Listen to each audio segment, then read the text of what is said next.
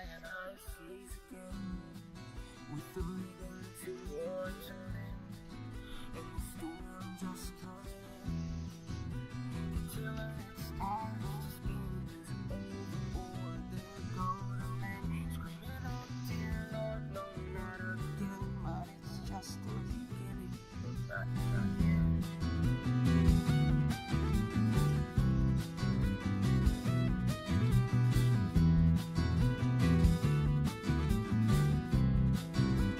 Tiller it starts to spin as overboard there go the men, screaming, oh dear Lord, no, not again, but it's just the beginning, no, not the end. She tucks you in and lays your head to rest. With the luck you're in, she'll tear that treasure right out of your chest. She tucks you in, circle and start to sing.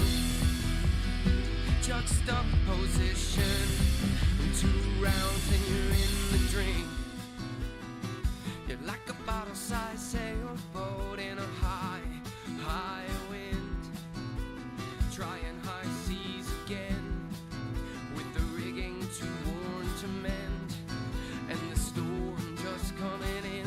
The captain in sick bay, night of dead, no sign of clearer skies ahead. But hold fast, dear lads, this is not her last. This is just the beginning, no, not the end.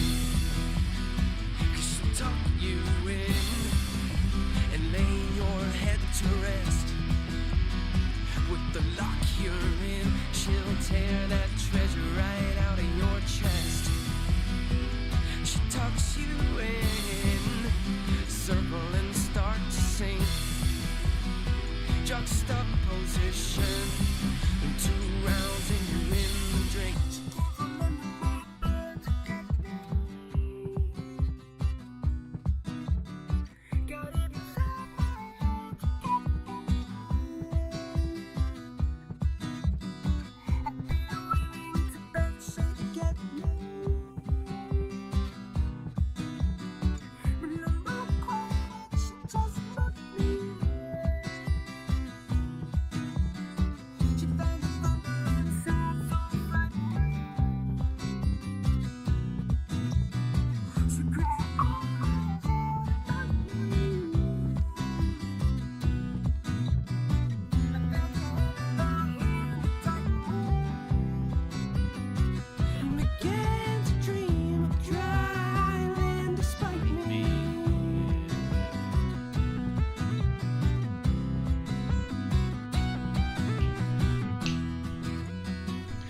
Tucks you in and lays your head to rest. With the luck you're in, she'll tear the treasure right out of your chest. She sucks you in, you circle and start to sink. Juxtaposition, 2 rounds and you're in the drink. Like a bottle-sized sailboat in a high, high wind, trying high seas again, with the rigging too worn to mend, and the storm just coming in. the tiller it starts to spin, overboard there go the men, screaming, oh dear Lord, no, not again, but it's just the beginning, not the end.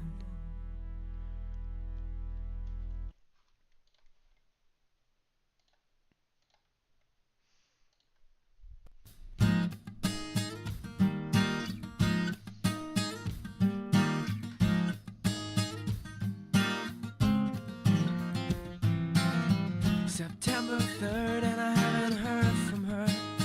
I thought for sure we were starting something that wouldn't allow for what's just occurred. I thought for sure we were, but I haven't heard from her.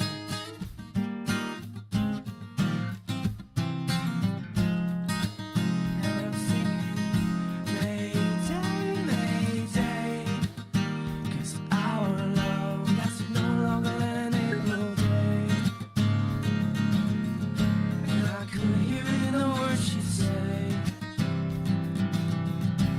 Baby's got something of an August way. At the end of the summer she don't plan to stay. No way, 'cause it's no longer that April day.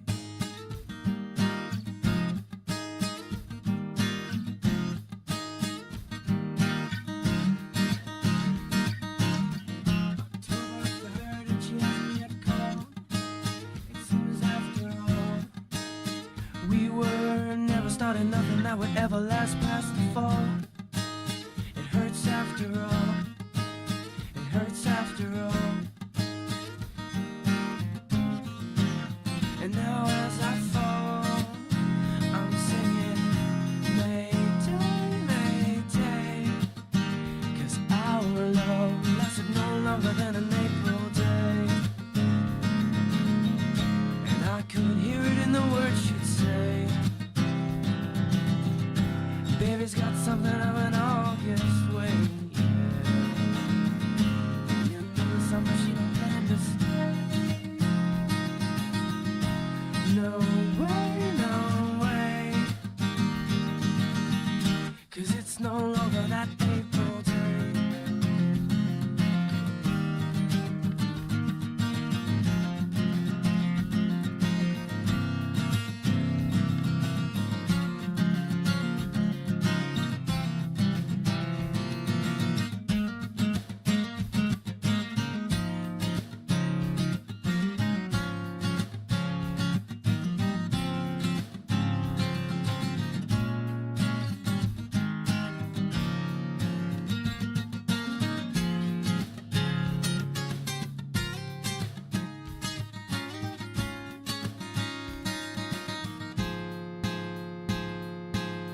November 3rd and not a word from her. I still haven't heard from her. I still remember her.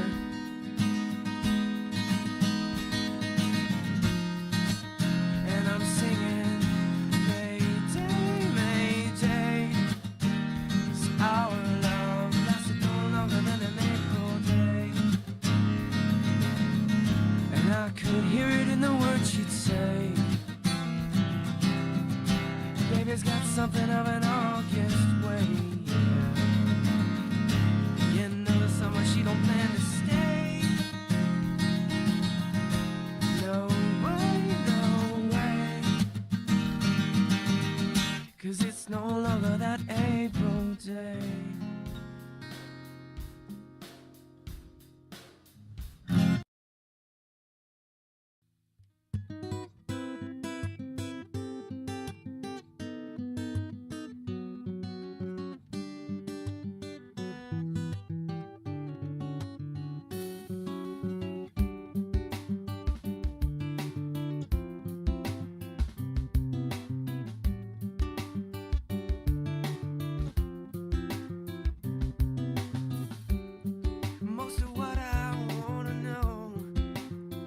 What's going on?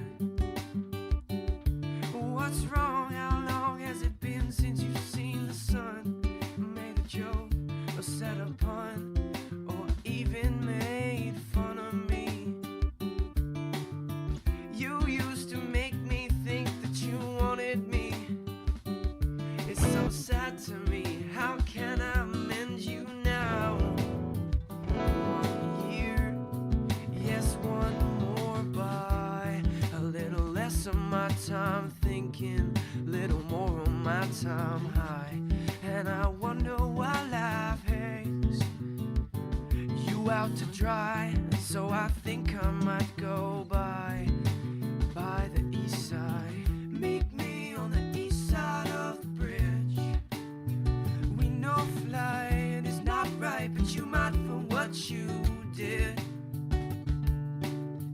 Hang your feet from the east side of the bridge. I know they're near there or here, they're taking my ditch, but I don't care.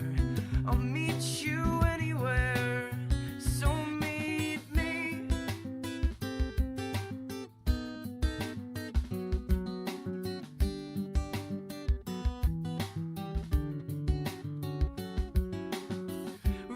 what I wanna know. I can't ask. And there were things stuck in the past that you maybe should have asked about the last time we spoke about pastimes. Like, are you lonely tonight, or were you only lonely that time? Because time won't be the end of another line. Even if this is the end, are you my love or my friend tonight? 1 year, yes, one more, but a little less of my time thinking, a little more of my time high. And I wonder why life hangs you out to dry. So I think I might go by, hang my feet from the east side. Check. And I'm singing Mayday, day. Hang your feet from the east side of the bridge. I know they're near there or here, there and taking my ditch. But I don't care, I'll meet you anywhere. So Meet me on the east side of the bridge. We'll let the sunrise be both of our alibis. So meet me.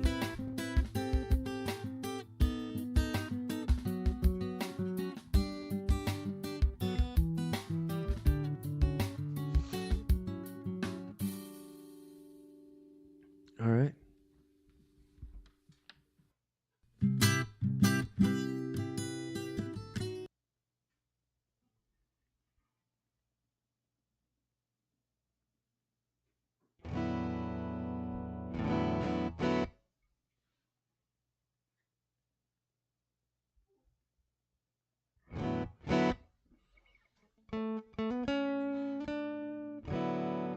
Check. All right, we're coming through.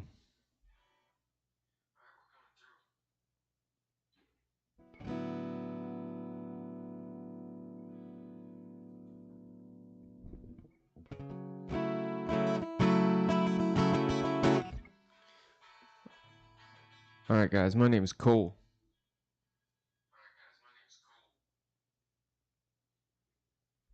And I'm not entirely sure how long this jam session is going to go, but today I felt like it. So, rather than the recorded version, 15 years old, that you just saw,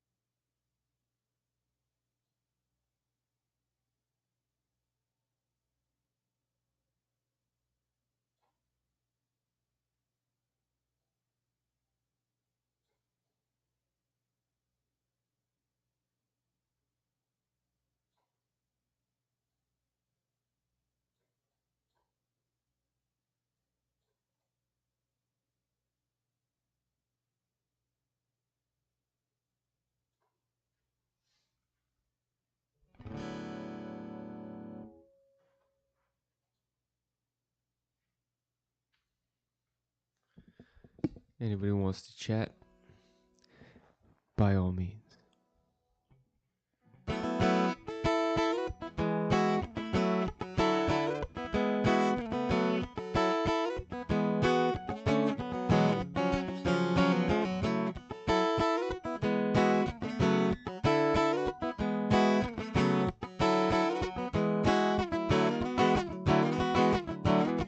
September 3rd and I haven't heard from her.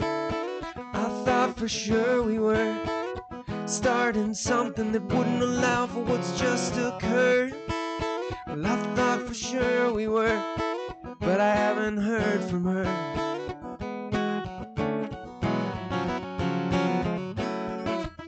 And I'm singing Mayday, Mayday, 'cause our love lasted no longer than an April day. And I could hear it in the words she'd say. My baby's got something of an August way, yeah. At the end of the summer she don't plan to stay. No way, no way. 'Cause it's no longer that April day.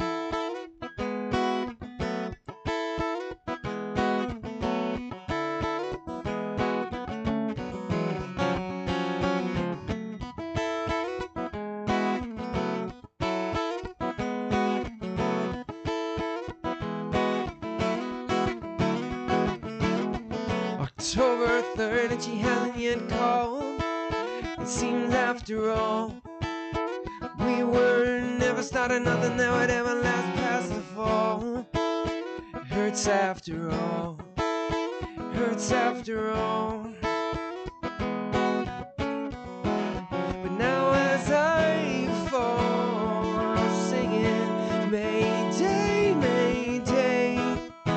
This our love lasted no longer than an April day. And I could hear it in the words she'd say. My baby's got something of an August way, yeah. At the end of the summer she don't plan to stay. No way, no way. 'Cause it's no longer that April day.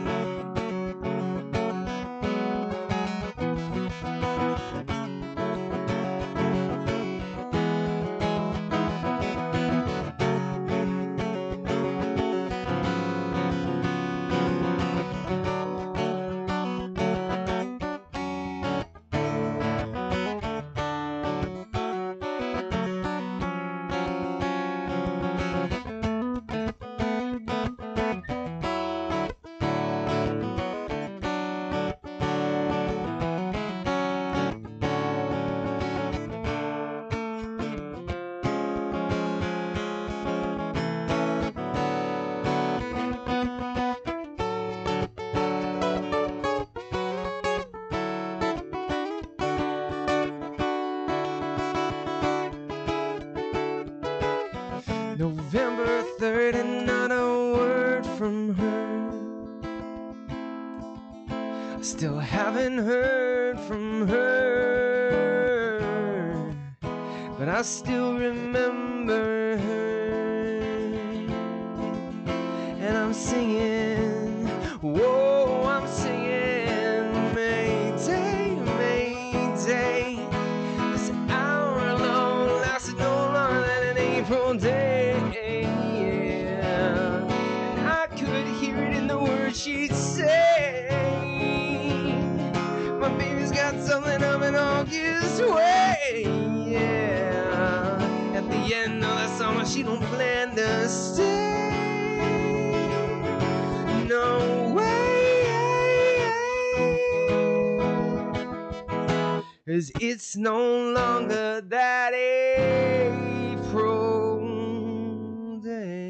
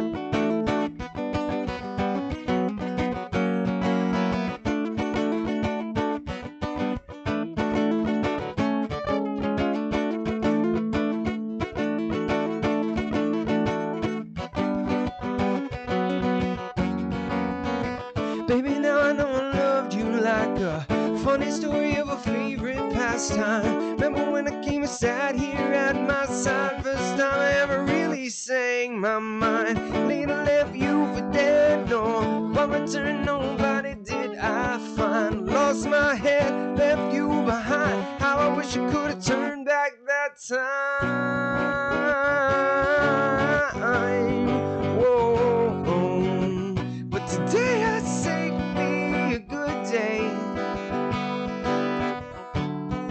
The sun on ocean waves that make the spray, that hurtles to my face, that hurt to fill the space between me and the golden rays, and let's play upon this place of the ever-cleansing slates and ever-shifting sands, and yet ever-uplifting hands.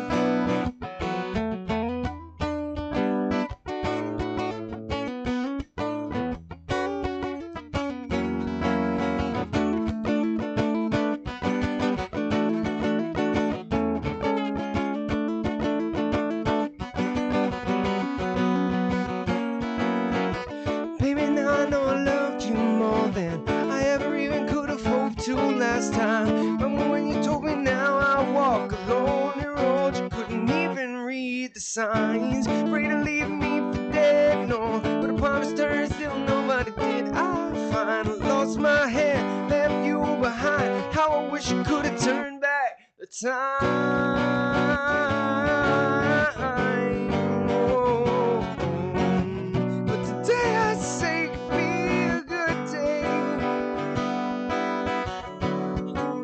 Sun on ocean waves that make the spring, that hurtles to my face, hurt to fill the space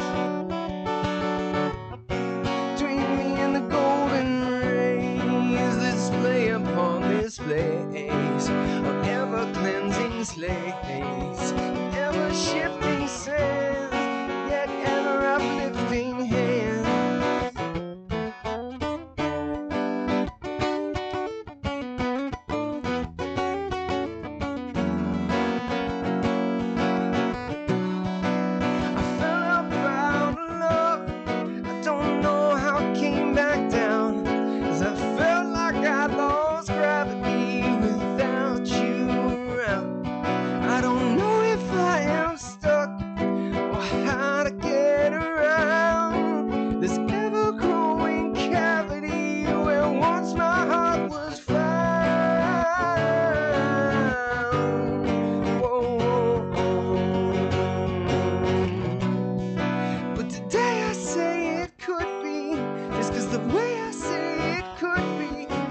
Change the way it would be, and you finally understood me. The day I say it could be, it's 'cause the way I say it could be, how to change the way it would be, and you finally understood me.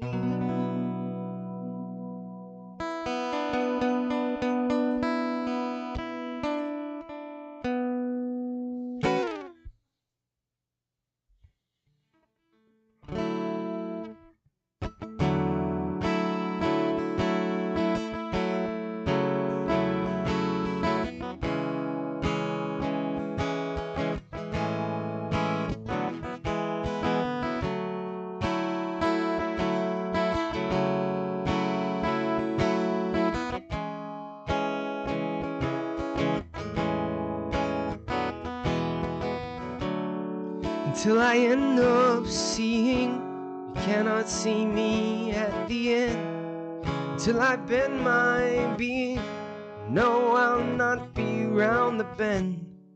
So for now and time being, apologies I send. For in the mirror now I'm freeing that in me that was your friend. So farewell for now, my friend. Have a care that now need not be the end. And however unfair the weather now, I swear be again.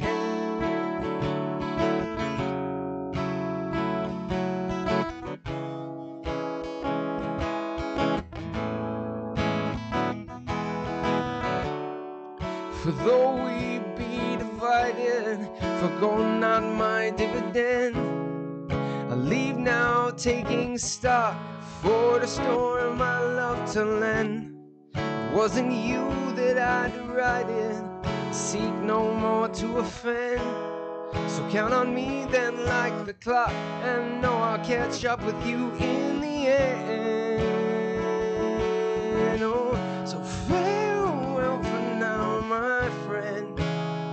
Have a care that now need not be the end. No. And however unfair the weather now, I swear somehow together we'll be again. Ooh.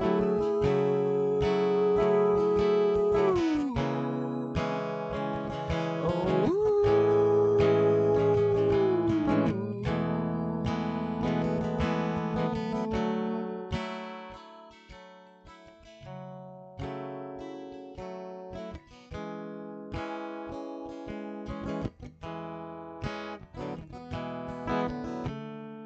For if now you cannot free me, I cannot be your friend. 'Cause if now I cannot be me, a fearful future I pretend. 'Cause unless I end up seeing, I'll never see the end. And until I bend my being, no, I'll never be around the bend. Oh, so farewell for now, my friend. Have a care that now need not be the end. And however unfair the weather now, oh, I swear somehow together we'll be again. No, together we'll be again. Together we'll be again. And I'll see you in the end.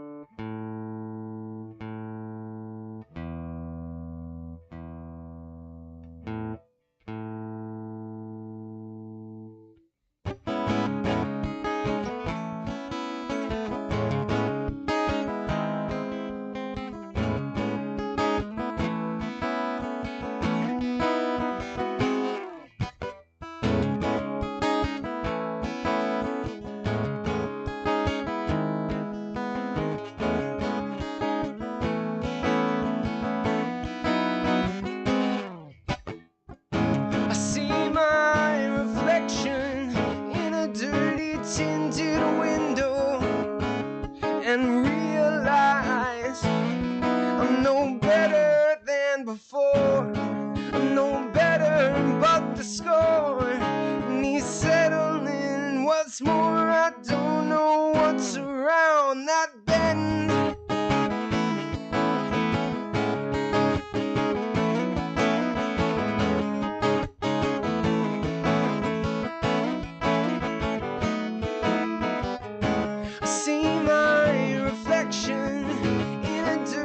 Tinted window and realize I'm no better than before.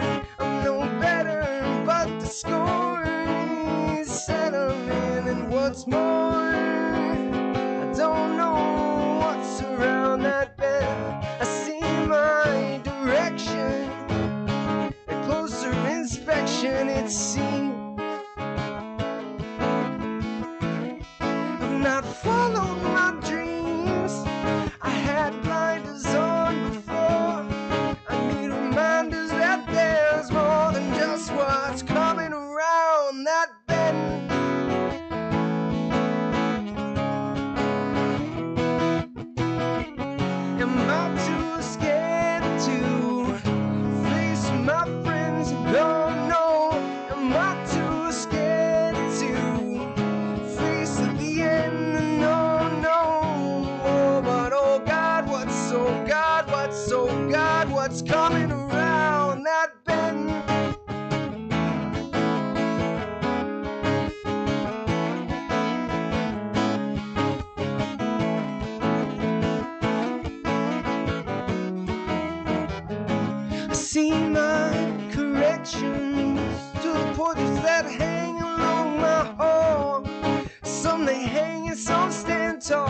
some are gone and I can't recall the fall. But must I always follow fools and all of their rigid rules? Or are there any around that bend?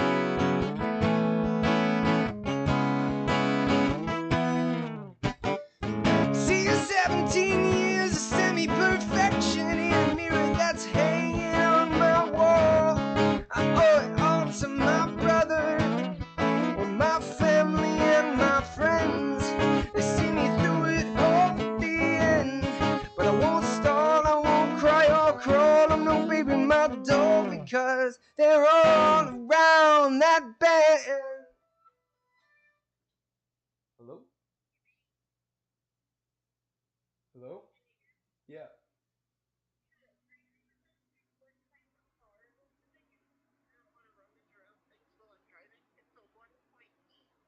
Yeah, it's 1.8.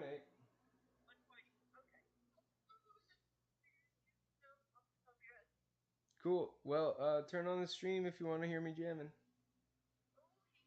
All right. All right. Love you. Bye.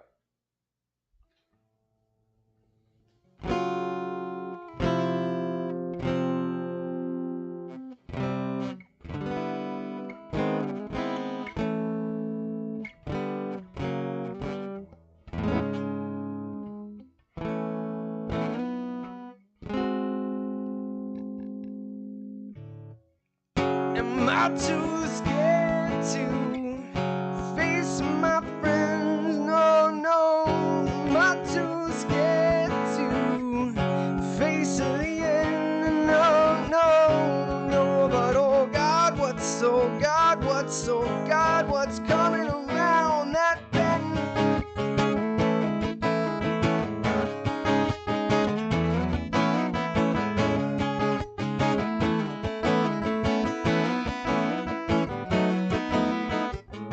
I see my corrections to the portraits that hang along my hall.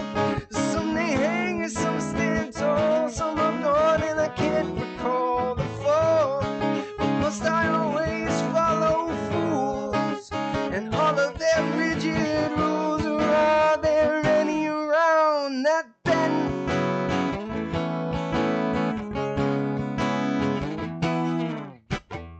I see 17 years of semi-perfection in a mirror that's hanging on my wall. I owe it all to my brother, or my family and my friends. They see me through it all at the end, but I won't stall, I won't cry or crawl. I'm no baby my doll, because they're all around that bend.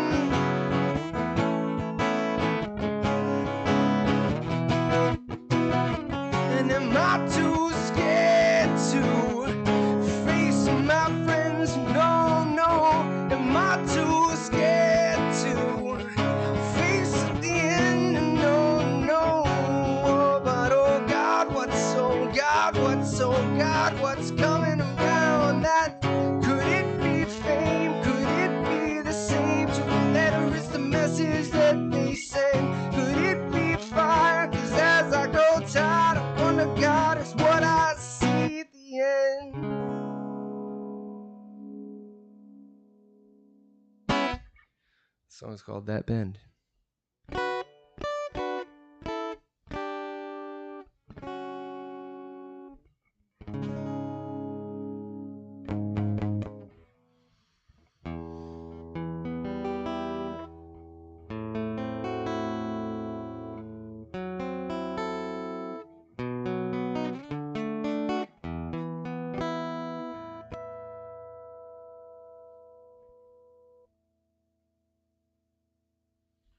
I need a beverage.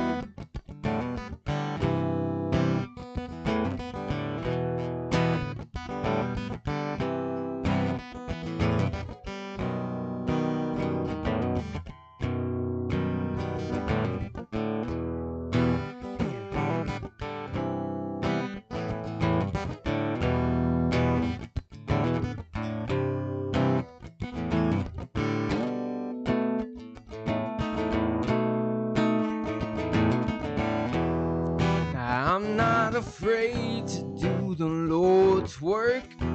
They say vengeance is his, but I'm gonna do it first. I'ma handle my business in the name of the Lord.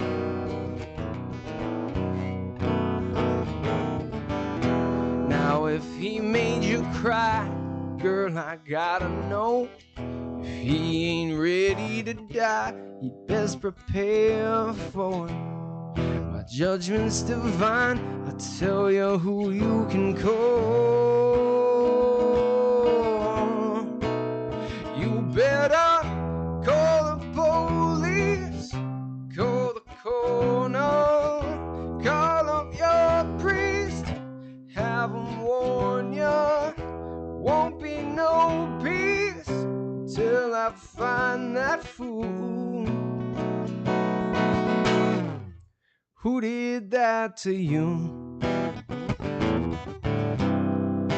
Who did that to you, my baby? Who did that to you? Yeah, gotta find that fool. Who did that to you? I don't take pleasure in a man's pain, but my wrath will come down like a cold rain, and there won't be no shelter, no place you can go.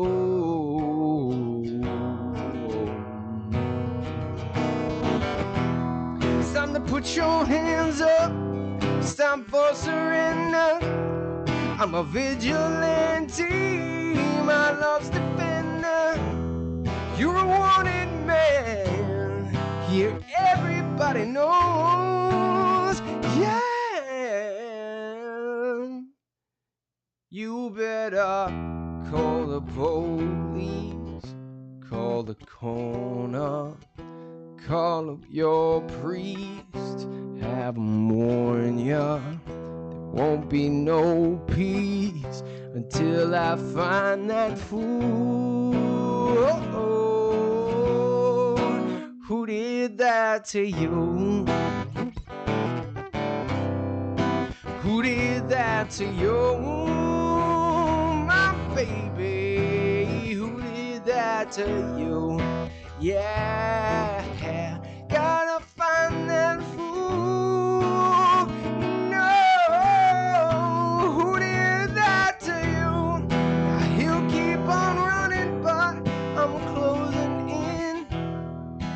I hunt him down until the bitter end.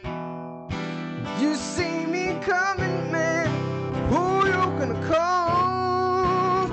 Yeah, you better call the police, call the coroner, call up your priest, have them warn ya. Won't be no peace until I find that fool.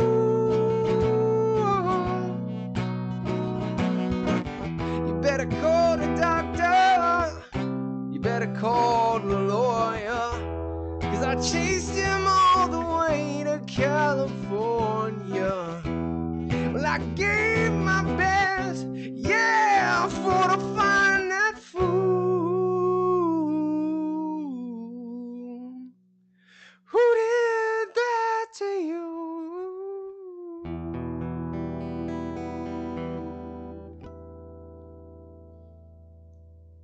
It's a John Legend tune.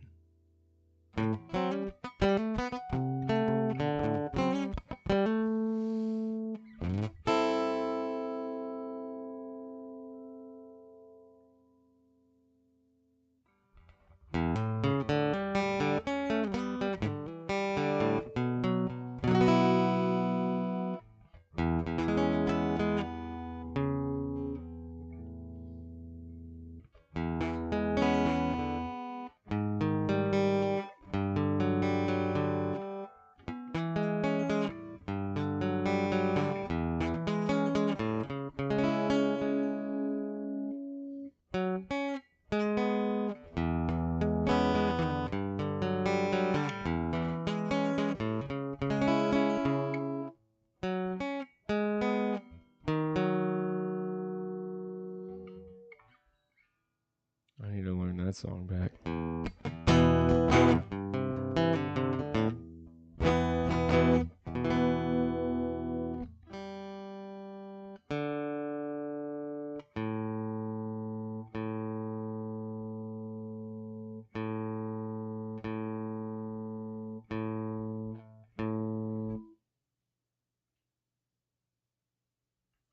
Alright guys, stream's been going for 45 minutes. Got you a couple of recorded tunes, couple of live tunes. Feeling a little bit under the weather. Sort of swallowed a big old pizza crust last night that I should not have. So excuses. Not that there's much use to it. But I think I'm going to jump over to... Diablo now. Hey Amber. You're cute.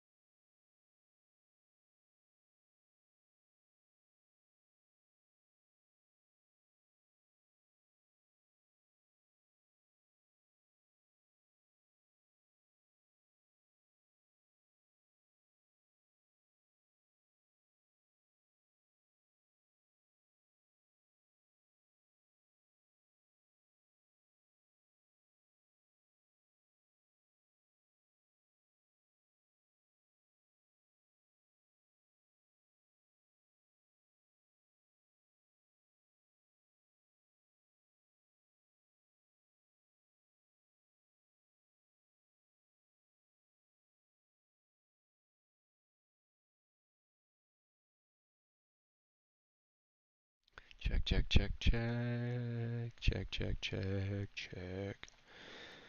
Alright, I kind of want to move it away from my face and still have it be loud enough.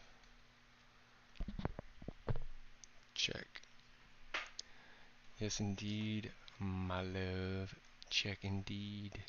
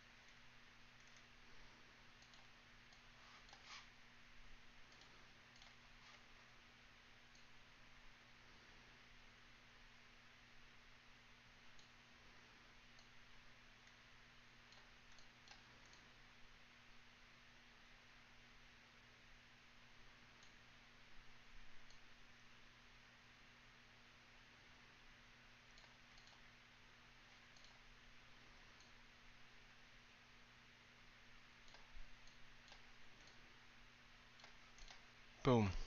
Beautiful. Game capture, Diablo 3. Boom. Now we're cooking with gas.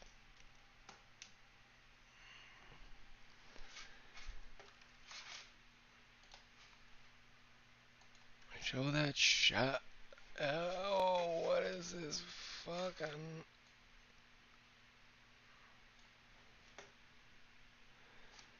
Game capture below, Tom Dart below. Chat, cam, YouTube, game capture.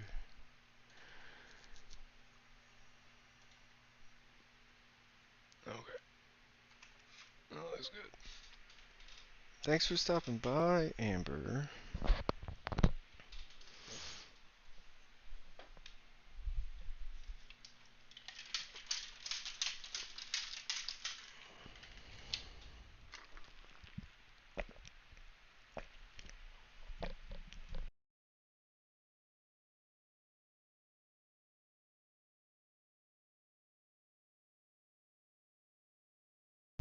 Thanks. Say hi to your brother for me.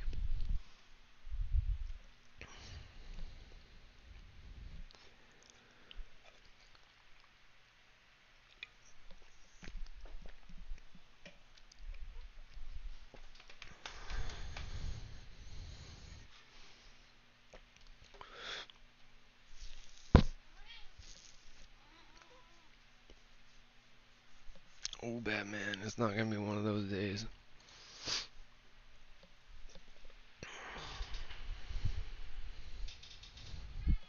Batman.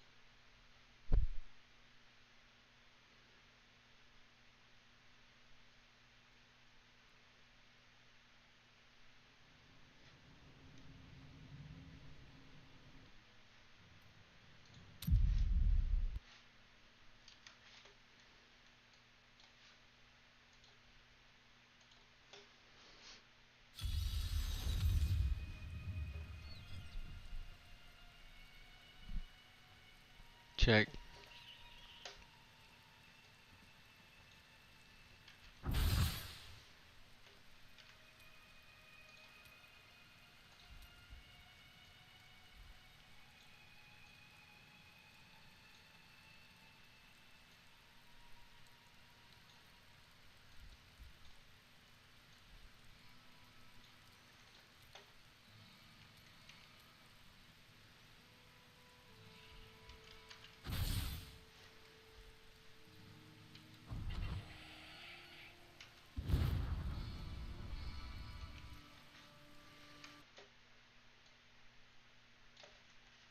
Gotta really do all this fucking sound calibrating, huh?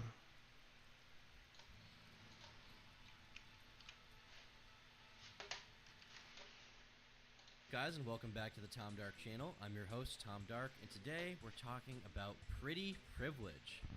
Probably a phrase I never thought I would hear myself saying, but listen, guys, we're going full white chick on this channel. We're going full TikTok, e-girl, white chick, internet analysis on this channel, and well, we're gonna talk about pretty privilege. What is pretty privilege? Well, according to myimperfectlife.com, pretty privilege works on the principle that people who are deemed more attractive based on societal beauty standards have an upper hand in the world and are afforded many opportunities and advantages that regular folks aren't. And here we have a quote. Clinical psychologist Dr. Sarah Bishop explained that pretty privilege refers to the advantages that those who conform to the standards of attractiveness within their culture receive. It's not often that we're willing to admit it or even talk about it, especially if we're on the receiving end of benefits. And I personally would say that, like many of these sort of broad societal concepts, pretty privilege doesn't always apply. But a lot of the time, I personally, in my personal life, have seen examples where people I've known who were pretty attractive were afforded more opportunities than others, were afforded maybe more opportunities than me. And I've definitely noticed, especially among girls, I think that pretty privilege is super prevalent, whereas among guys, pretty privilege is not nearly as prevalent as many think it is. I think it's probably easier for an unattractive guy to succeed in a field than it is for an unattractive girl. And I'm not trying to come out here and be like, blue pill feminist or whatever, but I just think that is the truth of the situation, and I think that that's, been my general experience. It's not gonna work. Things. But it's also a different kind of success, and I'll talk about that success as well. You can see here, if you look up pretty privilege on YouTube, it's quite a talking point among, video essay channels, which are not totally unlike my own, but sort of from a different area of the internet. Here we have a video from Salem Tovar called Pretty Privilege Isn't Real, You're Just Shallow, which, to be honest with you, Pretty Privilege is definitely real, although maybe this is a clickbait title. Maybe I haven't seen the full thesis of this video. Here we have Growing Up Ugly and Pretty Privilege is Real, so this is, you know, I guess contradictory title. Duality, as we see. Here we have Pretty Privilege is Real. Here we have Pretty Privilege is Dangerous. So a lot of people have talked about this. It's kind of been a talking point on YouTube and stuff like that in the past while. And a video from a pretty interesting YouTuber that I've been watching recently came out. Actually, it's not even recent. This is a year, almost 2-year-old video. Damn, I thought this was recent. Anyway, there's this video from this YouTuber that I like to watch called Gen, G-E-N. Honestly, if you look at his videos, he reminds me a lot of old Sneeko, like man on the street style content, interviewing people, addressing societal issues, and trying to sort of understand why people feel the way they do, what their general consensus is on a lot of these, you know, more broad strokes issues in our culture. You know, things like Pretty Privilege. He actually did some collabs with Sneeko. I watched this one, haven't seen this one yet. Here you have Why Harvard Allegedly Hates Asians, asking Harvard students thought-provoking questions, asking UCLA students thought-provoking questions, do trans athletes have an unfair advantage? So a lot of pressing issues in our culture today. And he's pretty good at making videos, and so I thought this would be an interesting video to react to and look over with you guys, to talk about Pretty Privilege and have a conversation about it, because it is an interesting topic that a lot of people these days seem to be passionate about, and so I thought I'd give my take. What are your thoughts on Pretty Privilege? Is this what happens at like spring break for college students? I've never been to like spring break. This is what kids do in like Florida. They just hang out in like rivers and chill out in their bathing suits and whatever and have fun. That seems wild to me. I gotta get in on whatever this is. It's definitely gotten me out of a lot of things. Is this a real thing? I don't know. To an extent. Can you explain? Pretty privilege. The ease and access that you can get as an attractive person. I'm guessing you guys are a couple? Sure. What do you value more in a partner? Extreme intelligence or extreme physical attractiveness? Intelligence, for sure.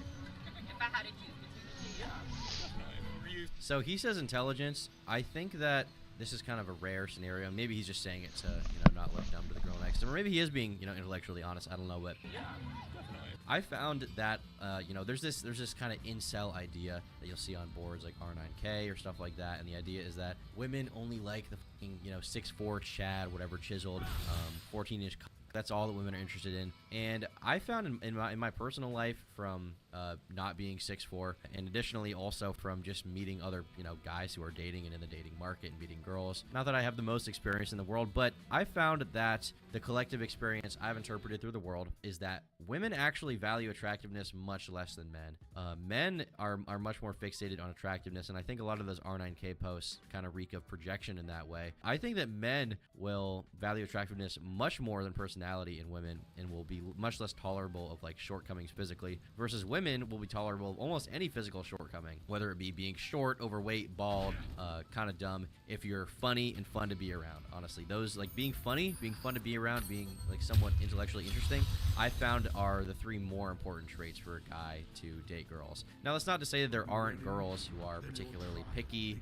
Maybe they're particularly hypergamous. They don't want to be with just any man. They want to select only the top 10% genetic classic man. Okay, obviously those women do exist, but I found that they are not that common. And a lot of girls will be willing to forgive almost any physical shortcoming if that's paired with, you know, someone being funny or interesting. You know, I found that a lot in my personal life as well, where, you know, not to be overly self-deprecating, but like, I'm not the most attractive, you know, dude in the world. I'm not super tall or anything like that. I'm not super built, you know, I'm not super jacked, but by being, you know, interesting, by being, I would say, funny. I think girls and people in general find me funny when they hang out with me. By having those 2 traits, I've managed to talk to girls. I've managed to, you know, date them. My current girlfriend, I think she lies to me and says that she finds me super attractive, and I am kind of her type, but at the same time, like, I think that a big part of the reason why she's with me is because she likes my personality. She finds me funny. And you know, on the flip side, like, when I first met her, the only thing I was interested in is the fact that she was pretty. I didn't give a what her personality was. Now, obviously, we've been dating for a few years now, so obviously that's a big component of it, right? When you're dating someone for that long, you have to like who they are as a person, and I do. But I think that, you know, for a lot of guys, the thing that gets you in the door more than anything is physical attractiveness. Versus girls, you can get in the door with a lot of different things there, right? I think you really can. are you single or you're in a relationship? Absolutely married. Is your partner more intelligent or more attractive? Very kind. That's like code for ugly. Very kind. She dissed him. This dude sees that video, he's gonna be fucking mad at her. That's like code for ugly. More attractive. This So I have a friend, she has a look.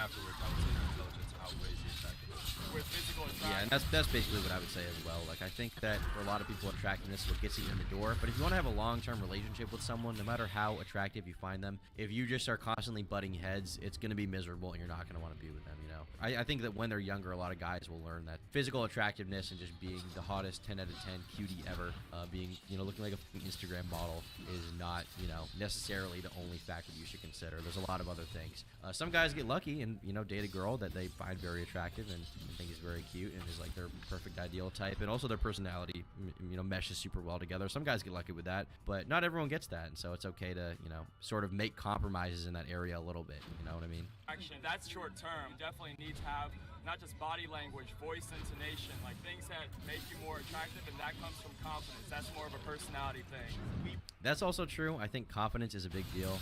Just be confident, bro, is a pretty cringy term, and confidence, in my opinion, is more earned than something you just have. Some people are born with a sort of genetic injection of confidence through, you know, things like height, maybe, things like that, things like physical ability or prowess. That's definitely a part of it. If you're one of these low T males, you may have lower confidence right off the bat, but it's not like it's something you can't build or get over time. You know what I mean? I think confidence definitely plays a big factor, though, because realistically, the two things that I've seen consistently, and this isn't just from my own experience and trying to talk to girls or whatever, but a lot of it was just been in like seeing my friends talk to girls and seeing their failures and stuff like that, or hearing from girls about, oh, this happened, that happened, you know, stuff like that.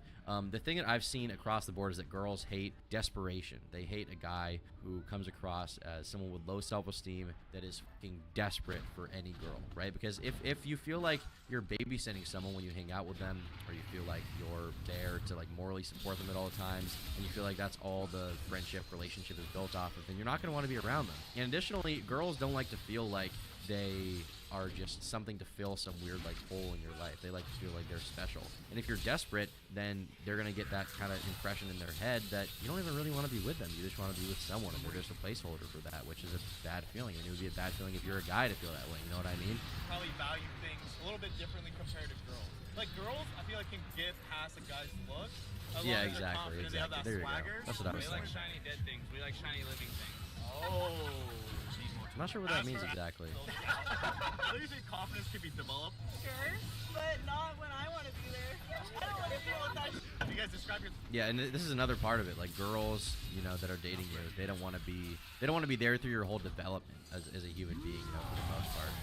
They want a guy who already has it put together. They want a guy who has it figured out. They don't want to have to like help you become a human being. And so, if you want to be confident, you have to develop that, I think, outside of a relationship, and then you know, you bring that to the table as part of, you know, being a partner. yourself as more attractive or more intelligent? I think I'm a well-rounded individual, and That's such a hard question because, like, honestly, like,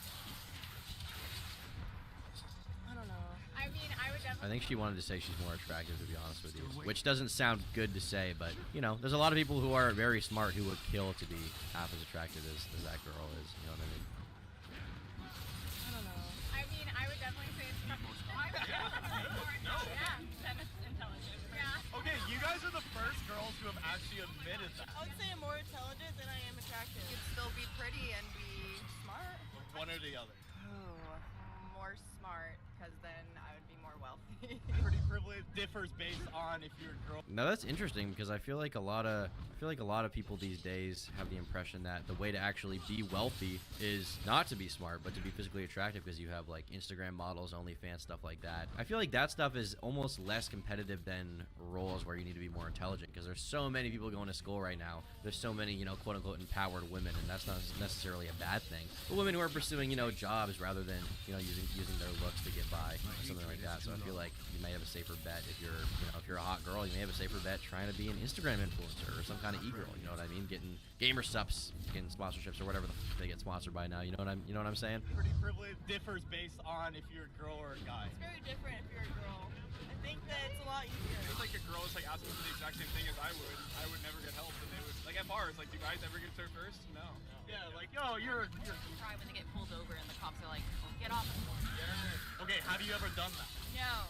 Yeah, so I've been pulled over very drunk. He was like, all right, like, just make it home safe. And I was like, all right, cool. I was like, if a guy got pulled over this drunk, I'd be. I mean, I would say intelligent. Yeah, and I got pulled over.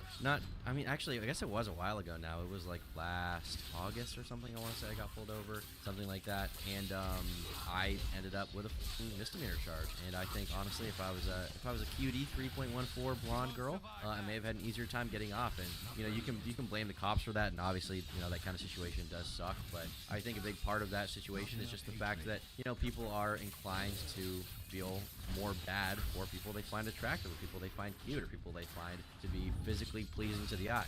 And for a 50-year-old bald dude, I don't think that I'm necessarily the thing that he wants to see the most. But if I was an attractive girl in that position, and I was maybe feeling a little upset or crying, maybe he would see some of his own daughter in me, maybe he would see some of his, I don't know, high school sweetheart in me or something, and he would be more inclined to let me off. And that's just kind of part of human nature. That's not always how it is. There are some people who are more objective than others, but that is psychologically part of what makes us human. Intelligence as well, but I think it depends on your career. Some careers you need the attractiveness, you don't need the intelligence, and vice versa with others.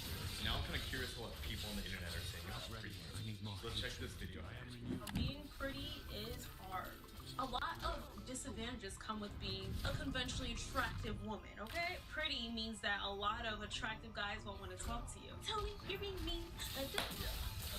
In this social media age, like, physical attractiveness is valued even more, where you can literally become famous for being attractive. no, you still have to have talent. It's not sustainable unless you have a good sense of humor or talent, you're creative enough. Well, how would you explain all those butt Instagram models getting... How long can they do that for? You can't do that until you're... There will always be Instagram models, though. There will always be Instagram models. And more of an outlet for attractive people to get more popular quicker. It's just shown more, and that's why we put more of a value on it. I think there's a lot of people who are very successful with their intelligence, but it's just not shown to us. So I don't think it's the one is more valuable. I just think we just don't see those people who are super intelligent and successful because it's not always on social media.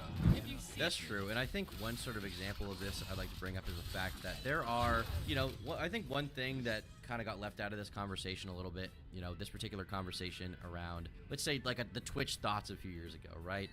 I do understand the frustration with some of those girls and their behavior, and especially Twitch's unfair treatment towards them versus, banning and suspending a lot of other people for stuff that I think is pretty dumb. I think that one part of that conversation that maybe was left out is the fact that there is some level of jealousy coming from, other male streamers who see these girls, because these girls just get so famous, they get so much money, they get so popular, and it's for what, right? For having their fucking tits out, right? You know what I mean? Stuff like that. There were a considerable amount of, booby streamers, for lack of a better term, back then, back in 2015-16 on Twitch. They were popular just because of their looks, and there's no doubt there were a bunch of guys simping for them. But I think that part of that conversation that also got left out by that same sort of tangent is that those girls don't really have loyal fan bases, because those guys aren't there for their personality. They're there to jerk off to them. So if those girls stop, being attractive or something, if they hit the wall, quote unquote, a term many people use, then all the guys are going to stop watching them. If that girl starts wearing less revealing clothing, she just shows her head and is wearing like a fucking snuggie or something, you can't see any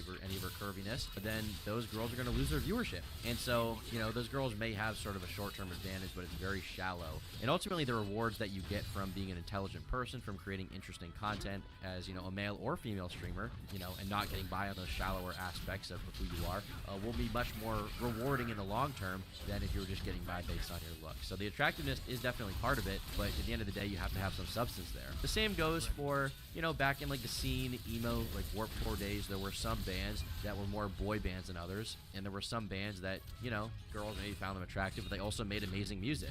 And today the bands that are still around are the ones that made great music, and the ones that made okay, mediocre music, but were sort of the guys that all the emo teenagers on MySpace were swooning over. All those people are not really around anymore, and they don't really have prospering music careers, and the reason why is because there wasn't any substance to what they were doing. And so there is a style over substance thing to consider, where you will get some short-term benefits maybe for being more attractive. Long time no see, Blueberry.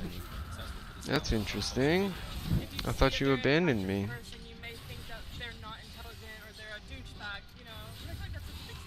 How you been? How I kind of phrase that question, where it's like, oh, would you rather be intelligent or attractive? Both can exist, but I guess that's also rare too. If you're an extremely attractive person, sometimes you're gonna have to develop that personality, and that in of itself could be a privilege too, where you don't really. And that's very true. I think a lot of people, when they're younger, if you're getting the most of your life at 14, 15 years old, then you may Oh, I be didn't even mentally know. stunted, and that can kind of trap you. You can The be trapped boss by is being a here. boy. Because then you never have to develop and like work for something more to get that female validation. And like it or not, a lot of guys' validation in life is female validation. So if you're automatically gifted that, then you may just take it for granted, and then you never really try to develop as a person. And if you don't do that, then you could be a really fucking boring adult. And that when those looks go away, what are you gonna have, right? You have to work on yourself. I feel like I've come across some very attractive people. They have less substance than people who are not as attractive, and I think that's just because people who are attractive, they haven't had to learn how to socialize without using their attractiveness. They can just sit in a room, and people are going to naturally gravitate towards them. I think this is actually why you never see extremely attractive comedians. Like, do you think if Bill Burr looked like Brad Pitt, he'd be one of the goats of comedy?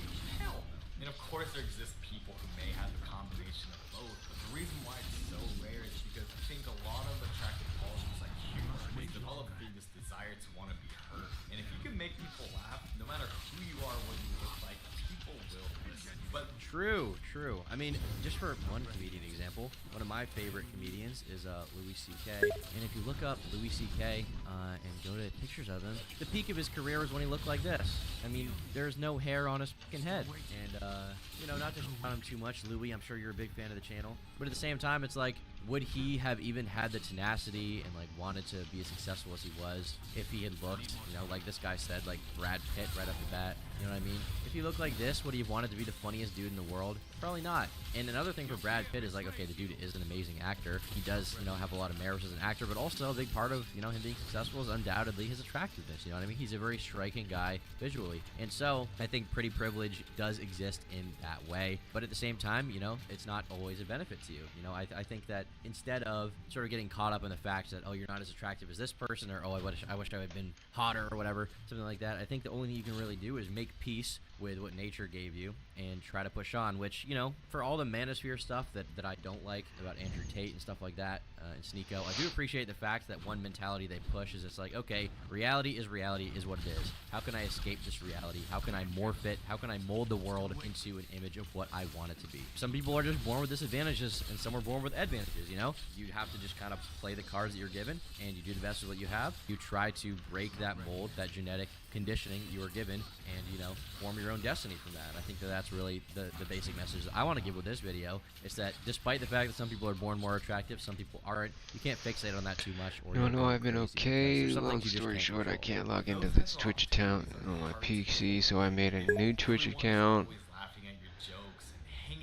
I'm kind of going under this new name. I've been trying to tell everyone that I'll be on new account. I don't and really this is like a problem that names. I've even seen with like girls that I've met, where let's say you're an attractive girl, you'll have a hard time determining what people's intentions are when they're getting to know you. Obviously, mostly guys in that way. Sometimes girls, but mostly guys. Sounds good, it's hard to know Blueberry. what their intentions are, because maybe your intention is to be their friend. Maybe you already have a boyfriend or whatever. Thanks for showing back up, man. We missed you around here. To be your friend. Chances are there's like a little thing in the back Genuinely. of your head saying, I want to this girl, and given the chance, they probably would. And that's kind of an experience that a lot of attractive girls have to go through. I'm not saying you should feel bad for them or something like that, but it's part of their experience that you should, I think, be able to empathize with a little bit. To be the subject of a racist comment. I don't hear those things anymore, and it's likely because people find me more attractive now than they did when I was younger. We all make snap judgments based on our physical appearance. From that, we kind of assign the type of respect that we want to give to another person. For example, right, like when I was growing up, I definitely received my fair share of chimichanga and Asian jokes. And maybe it's just a result of growing older and hanging out with different people. As I've gotten taller and started putting on some muscle, that stopped happening. If you kept watching up until this point, don't click away yet, because I have another point on pretty privilege. For a lot of my audience, what made you stay may have been the content, but what made me initially click was that attractive girl in that thumbnail. I leveraged pretty privilege in this case by making sure I got a thumbnail just like that with an attractive girl before I started any filming, to once again prove how real pretty privilege is. And you know what? So you also get more views. Pretty privilege, I think, actually is one of the biggest privileges that you could have. And it's never talked about. And I would agree with that. It is a privilege not talked about, but at the same time, it's like, how much can you really ask the world to change around that? I mean, part of it's just human psychology. Like, people like attractive people, you know what I mean? It makes sense. People like to look at pretty things, you know? I'm curious what the comments section is going to be here. As someone considered attractive by most people I've met, I went through a stage in my life where I was bullied relentlessly, and almost every interaction I had with peers was negative. Once puberty hit, the psychological damage was already done. People magically started being nicer towards me. My experience of being a nobody served me as some silly social trauma, but now pretty, and I have a smidge of personality. Yippee for real. I work in a school. The most attractive kids are popular. Yeah, I mean, this is, you know, obviously the experience that a lot of people had in school. This is the experience I had in school. Sometimes, despite lacking manners or real social skills, and the least attractive ones are ignored, picked on, or bullied, sometimes despite being very kind and outgoing. That's true, but also I think that that's kind of a short-term thing, because I think that, you know, high school, you're just coming to terms with all these, like, realities of the world, and, you know, just a few years prior, you finally started feeling attracted to, you know, the opposite sex in that way. That, you know, around 12, 13, I think, is when I started having those feelings. And then high school is the first time, like, you know, now you're really developing into physical adults. You know, throughout high school, you're growing up, you're going through puberty. And so I think that, you know, that's the first time that you have to confront these kinds of things about the world. But also, I think as life goes on, as you get older, people value attractiveness much less, as, you know, those kind of urges subside and people are less focused on everything that moves. And I think that you find most people are less shallow than that. Obviously, those people still exist, but, you know, people get less shallow with time, which is, you know, maybe that's comforting to you. That's if super you're cool, not man. attractive. If you're, you know, average, below average, whatever. Like myself, I consider myself a person of average attractiveness. So it's definitely comforting to me, and maybe it's not comforting to people in the opposite position. But, you know, it can also be sort of a sign to, you know, just treat people better and be less focused on how people look and be more focused on what they have to say and what comes from inside of them. So, yeah, thank you guys for watching the video. Hope you enjoyed it. Be sure to leave a like if you liked it, leave a dislike if you disliked it, and leave a comment down below. I'm curious what you guys say. The comment section for this video looks, you know, pretty decent, actually. So I'm curious what you guys have to say about this. Obviously, we're, you know, a different kind of community than this dude. We have different opinions. We watch different YouTubers. Probably have different life experiences. This dude looks like, I know he was a frat dude in college. So he's had a very different experience than I have. But regardless, I'm curious what you guys have to say about these ideas. And is pretty privilege real? Follow my Instagram, TomButDark, to see the cutest pictures of me. The whole, I can't even finish that. Thanks for watching. See you guys later. Bye.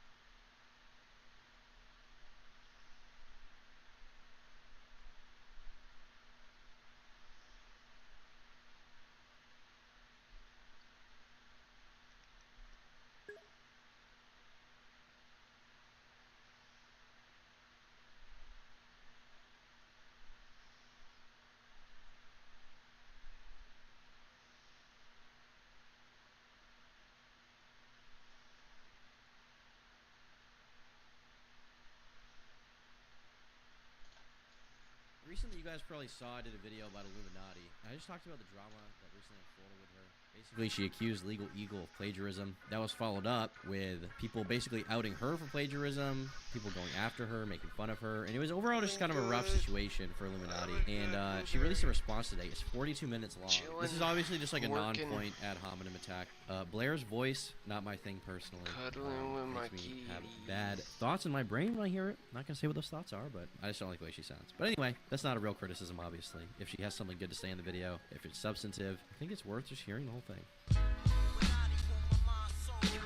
So I'm sure, as all of you know, many things have been said about me in the past week and a half-ish, and I'm someone who often doesn't speak my side of things, and that's something that's also been noted. Just for kind of full transparency on this, I'm going to be working from some of like my notes that I've written to accomplish two main things, which is mainly a lot of the things that I'm going to talk about are things kind of from the past, and kind of reopening a lot of these wounds is really painful, it's really uncomfortable, and it's not something I ever thought I would ever have to speak about, especially not in this kind of way. To be perfectly honest, I'm feeling pretty vulnerable to have this conversation with so many people and so publicly, so let me try something new today, and I'm going to address these issues. Now, before we get into debunking many false statements that have been made about me, I want to start with an apology. I have apologized privately immediately to Legal Eagle the day after this incident occurred. Maybe this is something I should have said sooner, and for those unaware, a short story. My editors came to me about how parts of a Legal Eagle video looked similar to our videos, and then there were messages and an email from one of Legal Eagle's editors asking for more information about how we do certain effects. I looked at the compared images that were brought to me, and I said, wow, that does look pretty similar, and I impulsively posted about it on Twitter. Truthfully, I should have looked into this more instead of just putting the information out there the second I had a gut reaction about it, and I made a mistake. Plain and simple, I was wrong. So to Legal Eagle and team, I just want to reiterate that I messed up, and I'm sorry for any stress this may have caused you, and of course to your team. And I want to extend that apology to my audience and to listeners who are disappointed in me for this, because I'm also disappointed in myself. Honestly, I mean, so far, right off the bat, she addresses that, says she apologizes. I feel like what I'm supposed to do for like sensationalism purposes is be like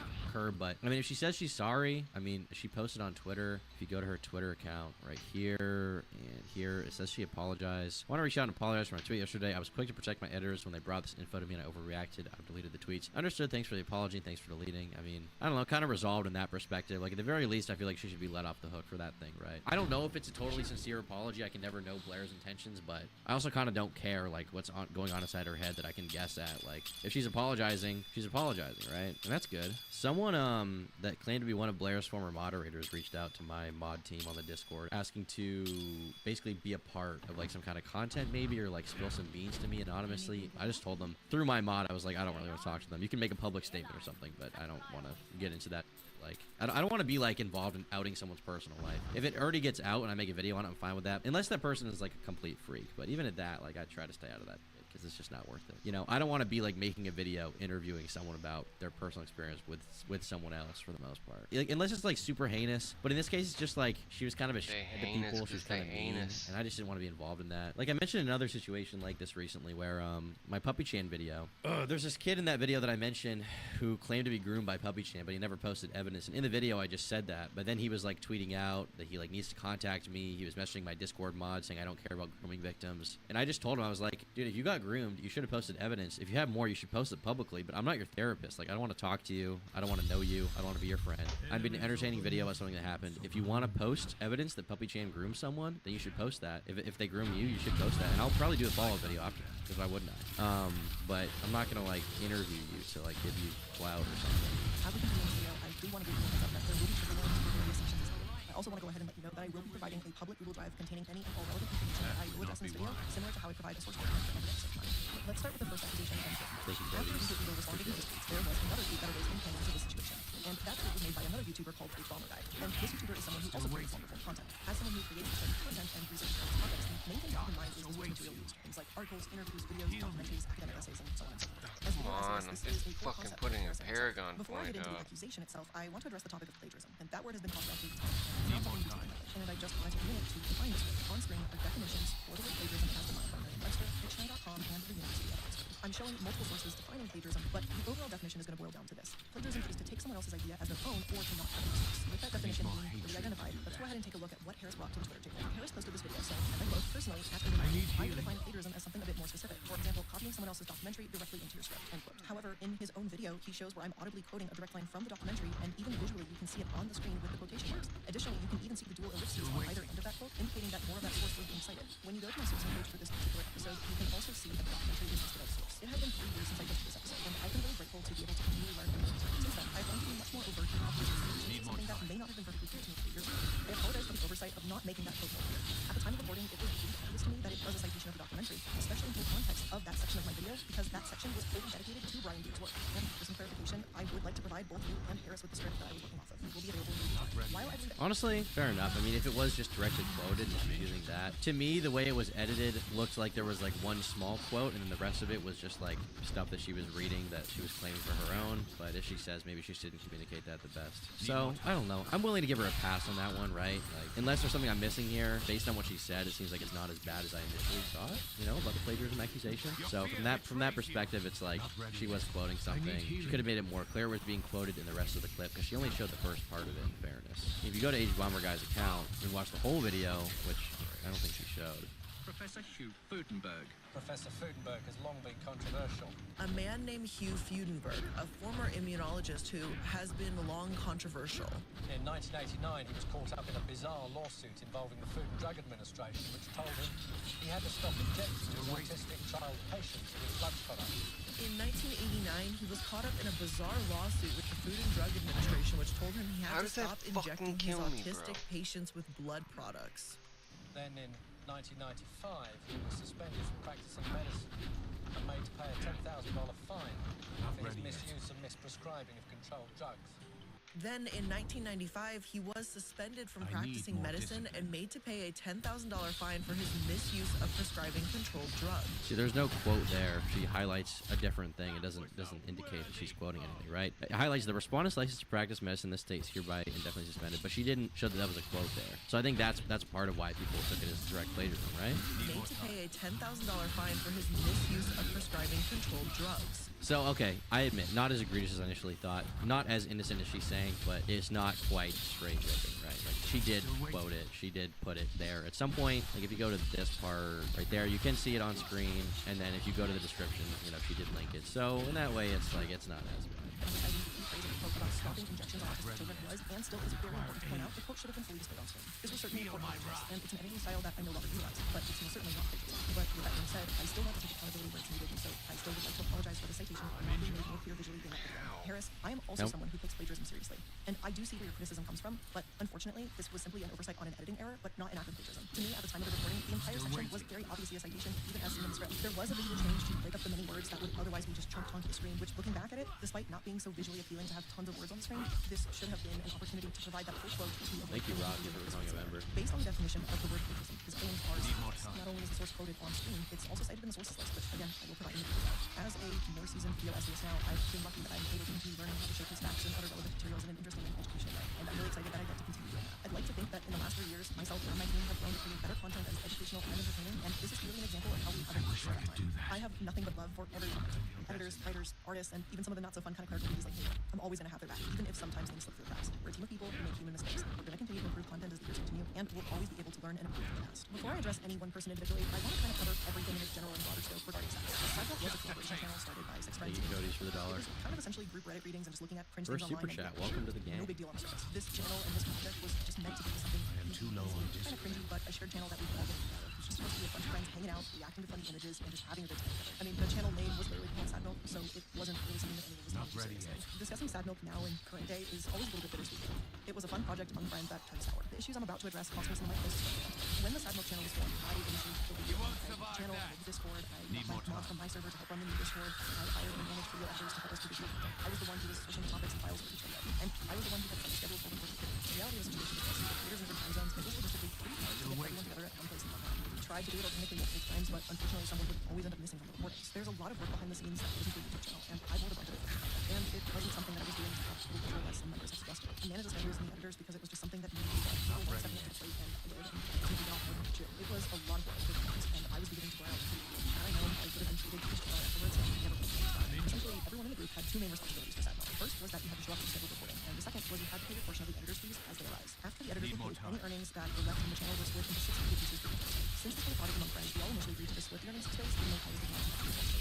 When it was time to pay the editors, I wasn't answered or told that they would just give it to me later. I had to do this at various points with Let's see here. You'll clear our relations with the group with me. Hi, yes, I'm aware, and I apologize. Tell you what, I'll transfer the money from my own account and figure out the expense replacement later. Should have done so sooner. It's not fair. Someone else had money out of pocket because of my slow bank. Sent it today. Never intended for Sad Milk to be a backburning thing, but I do hope it doesn't leave that as a lasting impression. I'm regretful it took so long. Sad Milk was not the only expensive whole, no longer that I would liked. I'll make sure not to be late on anything like this in the future. I assure you it's a one-time thing. So this is just, he's saying it's a one-time thing that he was not able to make a payment right away. And then it looks like 10 minutes later, he's like, money sent now. He said it reached the credit limit, had a bunch of outgoing stuff for the company, and Sad Milk fell on the wrong side. I will transfer as soon as I checked off the outstanding stuff when I get the paperwork in a couple of days. Sorry for the delay. Hey, I understand that you Sad Milk finances are on the back burner for you, but unfortunately it's not the case for me. The reason for that is every time someone does not pay their bill, I'm the one who fronts that money. At this point, it's been almost 2 months of waiting for a company card from you to pay Sad Milk. Although I'm not in dire financial straits, this is something that has been developing negatively in a personal sense with you. We both come from the same career backgrounds with an extremely heavy focus on accountability and planning, and I have a deep respect for you in that regard because of our previous similar career paths, which is why I find the situation all the more disappointing. And if you're a member of Sad Milk who's suffering from an inability to rectify their account with Sad Milk, I mean, why not just pay with your personal account? Actually, that's not that big of a deal. I don't know. I don't have the most business smarts or whatever. I'm not the most knowledgeable, but I guess if I was him, I probably would just pay that right away. But he did end up just paying it, so I don't really see what the issue is. I guess he's just showing that she was taking the brunt of the situation here, right? Because she was always, I mean, she says here she's the one always paying. It looks like she can argue with that. It's like, I'm always paying when someone can't pay that way. So yeah. They would eventually go down to reimburse me only after I expressed in meetings I was upset upset that I have to do everything, and I also got stuck with the too. What quickly transpired was that members either couldn't or wouldn't reimburse me for the editors. For clarity's sake, Yeah, extra clarification. Wonder couldn't pay the editor fees. We start editing for SM to not pay his fees, but also get more money if we need to pay $60 for an editor's work. And Wonder also did an edit, let's say 300, and Wonder would pay 240. Okay. I do want to disclose that we, as a group, later revised our agreement after paying all editors and freelancing staff 5% of the remaining earnings to the move forward administrative reports to it. After that, the remaining earnings would then be split amongst the group even. Ultimately, the channel made very little and would actually cost a lot more than the at the time. Something that brought up in his Twitter thread was that I was angry and yelled at him, but what he didn't share was the context of that rage. As I previously stated, the scheduling and many issues have been an ongoing problem. In the meeting that he put the references on Twitter, this is what actually happened. I had become more and more frustrated about how I was doing all of the work, I was doing all of the maintenance, and then I was also having to financially foot the bill to the project. As I said, it was burning me out pretty quickly, and I was thinking about leaving the group. Osmedia suggested that he tried to run the meeting and not attend, and I agreed. But one topic in Click was very insistent that I be there, even though I said I was not ready to talk and I was not. So when I entered the call, I tried to let everyone know that I was uncomfortable with having this conversation, and I was not ready for it. Again, I'd like to point out that at this point in time, these were still my friends. Letting your friends know, hey, I'm not okay right now, please trust me hurt. Well, you all get to stream, I still have to pick up the pieces to keep this channel going, is a really difficult conversation to have. Before the meeting started, I was told that if I didn't show up, that they would not have the conversation with me and everything would just stay. So I decided to put the channel and my friends in the conversation, and as I was speaking, one topic talked over me, and out of frustration of this happening again, I raised my voice and said, you shut up and let me talk for once. We left the call, and that's the last time I should. Looking back at it now, I should not have spoken to my friend like that. I felt that I wasn't given time to process and think things through, and in the process of, the emotion vomit came out. One topic, I would like to apologize for that, this time publicly. Clearly, this was a situation that affected all of us very deeply and personally, and this wasn't exciting. Damn. So you're telling me this Illuminati's a girl boss? It's kind of hard for me to totally interpret this drama because, like, it is kind of just a he said, she said thing. And even now, like, with Illuminati, I saw one screenshot that didn't, I mean, whatever happened in that call didn't work out. So it doesn't seem so far like it's as cut and dry as we initially thought in terms of, like, her being an abusive boss or something like that. You know what I mean? This is all just like, this person said this thing, this person said this thing. Nobody's producing receipts for any of it. There's a lot more, let's say, screenshots in this video, so maybe we'll see more, but looks like it's mostly referencing public tweets and stuff like that. I'm curious to see what she says about deleting comments and things like that, because people were alleging that she would, like, delete negative comments on the Sad Milk channel, so I'm curious to see that. So this is actual gaslighting, but the thing is, like, I just can't know that, because I wasn't there. Fighting idea, but one that never really took off the way I think so. So all of the members of Sad Milk. So I used to gaslight people. She attacks smaller channels for talking about MLMs or similar topics where she's just falling off, man. The thing is, attacking smaller channels for talking about MLMs is not gaslighting. That's just being mean and being, like, overly protective of something you don't know. That's not gaslighting. Gaslighting is when you convince someone they're crazy.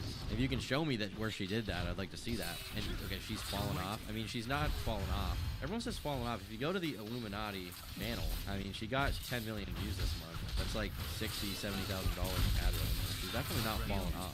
I mean, subtract the expenses. I don't know how much she pays for it. She's still taking in 30, 40K. I just want to say that members that I want to I want to take a couple minutes to bring up the many claims that he made on Twitter. The clip brings up how, as he puts it, a very convenient series of videos resurfaced with him saying some hey, how she makes herself the hero. She does do that in her videos, which I don't like. Not so savory. I'm not going to dive into it further. Information's out there if you so choose to look. And as Click stated, those videos are 11 to 14. Thanks for the 10, and to be Christian. perfectly Yeah, clear here, sure. those videos are not any of the reasons as to why we split ways in Sad Milk, as Click tries to insinuate. Even back in 2020, I knew that those videos had nothing to do with the ending of Sad Milk. I was actually unaware of those videos at the time of our friendship, but I've been aware of them. That friendship unfortunately, when those videos surfaced, it wasn't really all that shocking to me. As I actually about how Click had been using the Monster while we played games together. I thought, or I wanted okay. Who cares, mother? The Click is actually based. Click says based?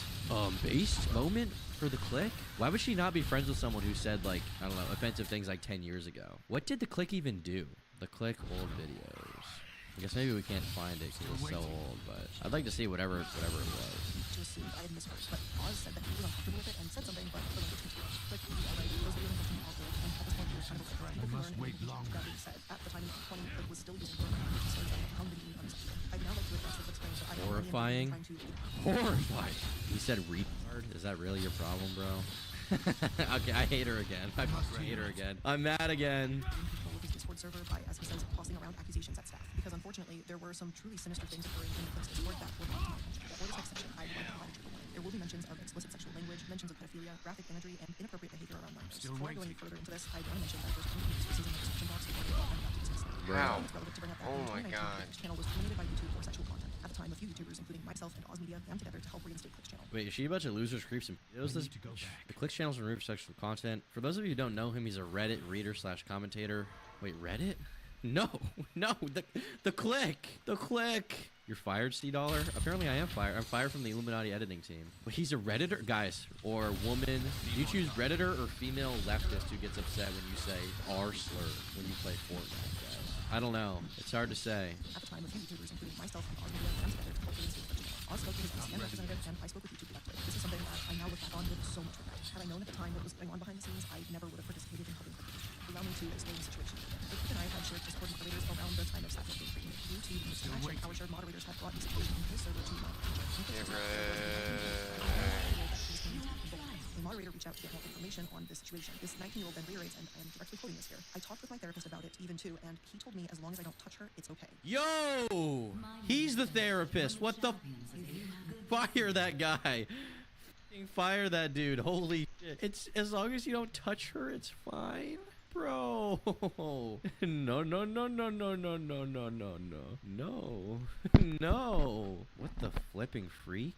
Team did not pursue any immediate action to ban, restrict, or report this individual. So those shared mods came to me, and they told me that they were uncomfortable. So we used this individual's ID number, and we banned them from the Sad Milk server and from my server, and we reported them to Discord's trust and safety team, who we hope did pursue this further. Then I went to contact Click to see what was going on, and it was mainly because I didn't want to believe that he would blow off someone clearly discussing such an inappropriate relationship. In fact, this was right off the heels of one of his admins sharing graphic content to people that they knew were minors. One thing that I would like to point out here is how these users were pushing graphic materials to a minor who explicitly states that their parent is in the room with them, so they were hiding their phone. I would like to point out that a common tactic for abusers who are attempting to groom children is that they expose them to pornography and other sexual content in an attempt to desensitize the child. I'll provide Rain's page and link for further information. And if you're a child currently in a similar situation, I urge you to speak to a trusted adult or authorities. And again, resources will be provided below. Having to read these messages again still makes my stomach turn, even 3 years later. When Click didn't initially take action, I switched tactics with him, and I called One Topic, who was, and I got into a call with both of them, and I shared these files with them. And One Topic opened the files, he was horrified, and he said, and I quote, "I've read one, and I don't want access to those screenshots." It was after this conversation that Click took action and reported and removed that individual from his server. I really wouldn't lightly make accusations like this unless I had seen them for myself. And let me be abundantly clear here, I am not trying to accuse the Click of pedophilia, nor do I have any reason to believe that he could be a. However, he cultivated an environment that was a breeding ground for inappropriate behavior with minors to occur, and that's exactly what happened. Okay, so the thing about this one is I don't think she said up until this point whether or not Click was even notified boys. She could have not even known. As for cultivating an environment, like, you know, when you have someone as your Discord mod, like you don't always know if they're a creep or not until it happens. Like years ago, there was this dude in my Discord server that ended up being a creep who was on the staff for a bit. I didn't know that. I couldn't have predicted that. Once you find out, you take action you can, but from what I can tell, like the Click didn't know beforehand. So I'm curious what the major sort of allegation even is here. Like he cultivated an unhealthy, like, okay, he had a Discord server where some stuff happened and he didn't know, and once you told him, he tried to fix it, right? She said the admins tried contacting him and he didn't respond. That's why the shared mods turned to her. Well, maybe he just wasn't online for a day. Isn't that possible? Like, I feel like it's extremely unlikely that he knew and didn't do anything, or like chose to do nothing, you know what I mean? Like maybe he was just busy. Couldn't the admins just ban that person and then report them to the police or something? Isn't that possible? And also, this has nothing to do with, why would she not want to reinstate his channel because of this? I also don't understand that. He didn't do anything, as far as I can tell. Our shared moderators approached me in my server about this very serious situation in his server was extremely uncomfortable, but something the moderation team felt needed action that was not being taken. Furthermore, referring to these shared moderators that we had as spies, as he said on Twitter, it only dismisses the fact that he allowed this sexually explicit language to occur around minors. He referred to them as spies, which only shows that he didn't really see any issue with the state of the server. Mark, I'm going to address you directly here. On your Discord server that had, and likely still has, minors present, you as an adult need to do the right thing and actually pay attention to what goes down in your server, or ensure a team will take action against inappropriate behavior. I am sorry to those minors who were spoken to in such an inappropriate way. You were, and some of you likely are, still children. Adults should not be having sexually charged conversations with you. Or okay, I mean, you can try your best. Like in my server, we pretty much just don't, as far as I'm aware anyway, my policy is that we just don't allow sexual conversations no matter what. You can try your best, but sometimes like stuff just happens and you can't always predict it or know what's happening, especially if it's a big server with a lot of channels, or it happens outside of the server. Like, it just doesn't seem like that, I don't know, serious in this situation. Does it seem like the Click knew? I mean, I don't know that, but benefit of the doubt where it's deserved, right? I feel like that's the least I can do for this dude. I don't know. I feel like he's not as evil as you may think. Sharing sexually explicit photos with you. This is and always has been unacceptable. I will be providing links in the description box for a few resources for anyone who has been negatively impacted by these events. I did what I could, but I wish I could have done more, and I wish the Click had more accountability of his own server. I also hope that since my falling out with Click, that he has learned from his past errors and worked to better himself. I hope that he and his current moderation team are holding themselves to a higher standard. The past 3 years have been challenging to all of us, and I think it's safe to say that living through a global pandemic has changed us in one way or another. Click, I hope you have learned to not tolerate such behavior in your server. I hope that you have learned from this and that you'll continue to strive to do better. I truly regret ever being friends with you, and I hope that I can finally close the door on that chapter in my life. I want nothing to do with you, and I can only hope that I will no longer be associated with you after all of this. When it comes to discussing Wonderstruck, his actions are some of the most confusing I've had to deal with. I'm going to address his concerns, though a lot of it is fairly tricky since he hinges his accusations on anecdotal commentary. In responding to his baseless claims, I will provide evidence as necessary, as well as point out when things I mention are anecdotal, so I completely understand if you choose to dismiss my anecdotal commentary as it arises. His thread on Twitter makes many claims about who I am as a person and how I've treated him. I hope to come at this with a level head and a very thorough... Odd thing to bring up, as it was resolved quite smoothly. I agree with that. Like, it looked resolved, so I don't know why bring it up, right? With him in specific, anyway. She did do a lot of the work in the collab channel, but that was also the role she wanted and insisted on having. It was very hard to help out, as she would not offer proper access to either the channel, editor communication, drives, you name it. We didn't also tell her to raise her cut of the channel when it became apparent she did more hours. She declined. So he's saying we did tell her, which is fine by me, but it turned sour when she demanded help, but also would not give access to do so. As for the meeting, she's the one who demanded a meeting when OT didn't. Oh shit, I missed this. How have you been? It's been snowing and very windy, very bright outside because of the snow. Just glad that no trees have fallen on the roof. You know, just enjoying the 75-degree Miami weather, my friend. Not much you can say about that. Test to. A couple of mods failed to act in a timely manner. They're not in the team anymore, obviously. Also good to keep in mind these mods are community volunteers, not trained law. Yeah, true. But the claim I didn't respond to it is technically true because it was 3 a.m. in my time zone. By the time I woke up, the individual was already banned. Okay, now I don't know if this is true, but Blair provided no evidence to the contrary, so I'm inclined to think that the click is telling the truth, which is what I geniusly guessed, right? Blair and her team had already gone in full swing to accuse anyone of being a pedo, a half-asleep mod not responding to ban fast enough, no defender. People who tried to de-escalate, no allies. You get the gist. This has escalated to her trying to replace my whole team with her alone. Also worth mentioning, the admin that was removed for explicit content isn't consistent with the timeline. This person was actually removed by me personally when this was brought to light. It also happened months, I think, before all the rest. Also, click using wild language up until 2020. I do recall saying it once in context to you and your server when we started working. One of your mods actually gave me a warning for it. We laughed about it together, Blair, because I didn't know it was a bad word. The mod kept warning me, kept the warning as a Mimi badge of honor. Because you said retard? So that you would have cut ties by such gross behavior is actually just a lie. We laughed about it because obviously it wasn't meant in bad faith. It was a silly occurrence. Also bringing up the time my channel was wrongfully terminated, really? I appreciate my friends at the time who were there, but you weren't the one who saved me, Blair. My MC ended after fighting for 3 weeks over Christmas, so cut the... Also worth mentioning, you deleted the Sad Milk community tab after I called out your behavior with the comment section. Good thing I have the screenshots. I will be making a full response video after I let the adrenaline pass. I'm done taking your slander after 2.5 years. Damn. Well, curious to see what his response is, I guess. Obviously, we've already passed this section of the video. Thankfully, we're halfway through the torture. Hope we can keep watching. I don't know. So far, plagiarism thing, I'm down to be on her side on. The personal drama, which initially I was more on her side. Now that she's brought up some more stuff, now I'm more dubious as to how I feel. Let's start with Wonder's accusation of wage theft. It's a big one and it's important. I talked about how paying your people is important. So I know how ironic it must look to have that accusation thrown back at me. To begin, let me explain Wonder's employment procedure. During Sadmill, all of us were contributors to that channel. We were paid as contractors to handle taxes in our respective countries, and as not all members were American citizens. As many of you are aware, video editing is largely considered in the industry, and most folks and contractors can work on a variety of projects for different clients at the same time. During December 2020, all of the members of Sadmill, Wonder was considered a contractor. On December 4th, 5:39 a.m., I received a message from Wonder letting me know that he took a shot at reworking a video that had already been edited by a different contractor. I did not ask him to do this. I responded to him letting him know that his edits would go live at 10 p.m. on December 24th.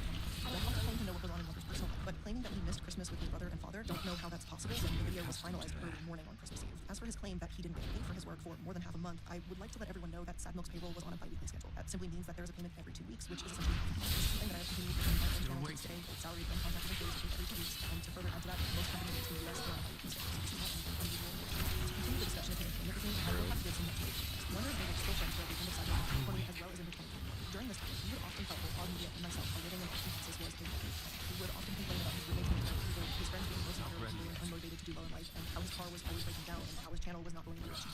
And then he talked about that master idea that he had with I won't speak on behalf of Oz, but I know I was moved by Wonder's stories. Without going into personal details, I was pretty horrified by what he had explained happened in his past. I was saddened by how he constantly talked about how bad his life was and how he felt like a failure. He said he felt alone, depressed, and uncertain of the future. And at that point, I knew I wanted to help him whenever I could. At the end of 2020, I paid for his tickets to visit Oz and me in Colorado. During this trip, we discussed the possibility of Wonder moving out to Colorado due to his discontent with his life in Texas. Oz Media and I had just moved into his newly purchased home in April 2021, and he decided to welcome Wonder into his house. Unless Oz Media was doing so without my understanding, Wonder was not charged with rent, utilities, or internet. The Wonder stuff was the most questionable, just because it was so like based on personal interactions, basically. Wonder responded by saying, I'm aware Blair's made a video concerning all of what has happened. I haven't watched it yet. We're all expecting her to either spin a response or bury it, which is her MO, has been for years. This, many people don't mistakenly come forward by your behavior. As weak and small as I feel having this video come out from such a large creator, as much as I want to vomit and hide away, I won't. I'm still not afraid. I won't disrespect myself. Working on a response, brain is reasonably fried. I mean, the thing is, this idea, like, this many people don't mistakenly come forward about your behavior. Well, I have seen situations like with Slazo, which was years ago, if any of you guys even remember that, where a bunch of people did come forward about behavior and it ended up being wrong. It was like, all just got it from one source and just believed this one person, right? So that can't happen. In May 2021, we welcomed Wonder into the house. At this point, I was finally starting to feel comfortable with my channel, and I felt that I was in a good position to be able to help somebody out and truly change the lives of one of my close friends. With that in mind, I decided to hire Wonder to do some editing work for my channel. Wonder was hired on June 7th, 2021, and was salaried at $20,000 a year. His only task was to edit short clips from any live streams that I did, so I could post them onto my secondary channel, Illuminati. In addition to his salary, he received all benefits that I have for all of my salary employees, which include a 401k, full health insurance, and an internal benefit I created for my team called an LSA. The LSA stands for a lifestyle spending account, and it's essentially more money put on the table if you ever engage. It allows you to submit receipts for things that you purchased. During this time, I unfortunately only had 2 streams remaining to work on, which Wonder would have been able to produce about 4 videos from. Wonder did not meet the deadline for either stream. Despite this, I kept him on table, I continued his pay, even though no work had ever been completed. Although there was only a minuscule amount of work for Wonder to do, he still managed to act up within company spaces. He made inappropriate comments on forums that were visible to other employees, didn't complete tasks that were assigned to him, and he failed to follow company protocol. I have a strict policy regarding formal disciplines, and within his short time of working with me, he had already met the criteria for termination. So she's basically just saying he kind of deserves to be fired. The thing about the Wonder stuff is that's all he said, she said. Wonder provided no receipts other than showing that her house looked like a mess. So in that way, it's like, what can you really refute or say? He's right, she's right. And how am I doing that? You know what I mean? Now, let's move on to the legalities that Wonder brought up in regards to how he claimed that he ended up with no car, barely any clothing, no money, and no home. This is me, and just mistakes of my life. After repeatedly hearing Wonder say how desperate he needed a car, and after believing what he said about how miserable he was, I decided to try and help my friend in a way that I now realize was pretty easy. After many in-depth discussions with Wonder, I made the decision to purchase a vehicle that he had already agreed to enter into a rent-to-own contract with said vehicle. On June 12, 2021, Oz Media and I collectively decided to take out a loan to get a new Wait. Additionally, I brought 28 She bought him a BMW? What? On June 12, 2021, Oz Media... She bought him a... Is this a brand new 2 series? Really? This is where Wonder's monthly payment number comes from. In case of curiosity, I only changed him the exact amount. So I guess Wonder left out the fact that he was like, she was going to BMW dealerships. She was like, well, I was getting you a BMW. Additionally, I brought $28,346.79 in cash as a deposit. Wonder did not contribute to the deposit on the car. With this rent-to-own contract, I agreed to only charge Wonder the cost of the loan and not the full value of the car itself, meaning within a 24-month period, he would have only paid $14,120.12 for a car that, when purchased, went for a grand total of $61,386.23. And let me be clear here, aside from him accepting my job offer, this was the only legal documentation between the two of us. Just know that the most important thing was that after 2 years of consecutive car payments and following all of the stipulations, the vehicle title would be transferred over to Wonder. With the amount that we put into the car, as well as payments on the car that I continued to make monthly, he would own the car outright with no lingering auto debt after that 24-month period. In a DM with me, Wonder later told me that if he hadn't accepted my job offer and my rent-to-own agreement, that he would still have an apartment, a car, and close to $10K in his bank account. I'd like to reiterate that unless Oz was charging rent without my knowledge, Wonder was living rent-free while earning $1,923.08 every other week, and would have to pay only $588.34 once a month. In reality, the agreement I made with Wonder would have me lose $47,266.11. And again, looking back at this, I feel extremely foolish for ever even agreeing to such an arrangement. Hold on, what'd she say there? This wasn't about making money off of Wonder or whatever he might try to claim. This is to try and help a friend get back on their feet. I'm gonna be honest, you didn't need to give them the Beamer, but maybe you just wanted to have it when they were done with it, right? If I had to buy someone a car, I'd buy them a box. I'd buy them the worst car ever. I would buy them a clapped out piece of 2010 Civic. And honestly, even a clapped out Civic is not that bad. Facts.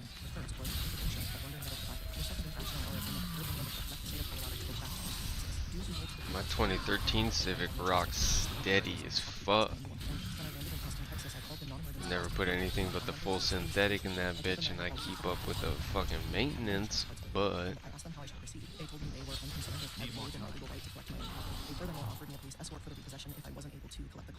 So on July 29, 2021, I was able to get a hold of my vehicle and I took back my property. I would like to take a moment to bring up the condition of the vehicle upon its repossession. Within 1 month of using the vehicle, the car was visibly soiled, trash was littered in the car, visibly soiled, she claims. Was he living in the car? Arrogant Nephilim. Pissing on the Alcantara, guys? For some reason, the glove box compartment in the front passenger seat was somehow broken. The state of the vehicle was shocking, but at this point, I was just happy to have my car back and know that it was not ready yet. And Oz, I want to thank you again for helping me throughout this entire situation. You knew better than anyone how much the situation affected each of us, and I can't. Okay, so Wonder says her house is f***ed up. She says, well, I gave him a car to check out. It was, you know, it was like a used by the time I got it back. Like, it was ran the through. That's how much your support meant and continues to mean to me. Y'all have extensively about this. I bought Give him me a car. that shit. Okay, that is different though. In fairness, like, she did get him a car that she wanted, like eventually. She was just having him make monthly payments on it. And she did give it to him for a while, so I don't know. You didn't deserve that, and I didn't either, but I'm still sorry that this hurt you too. Wonder's mental health. I just want to... Where the chest at? I want the chest in there, chest. We don't know the terms of the car being purchased. Something seems fishy. I mean, maybe she lied about it. In my possession on the 29th of July, Oz and I received numerous messages from Wonder, which will be available in the Google Drive. What I specifically would like to highlight is that he insinuates that he had intention to and was taking action to arm himself to end his life. In a message directly with me, he explicitly told me that, quote, alright, fuck this shit. Destiny's life. Oh my god. Bruh. Oh my god. Bruh. Sorry, Tom. Bruh.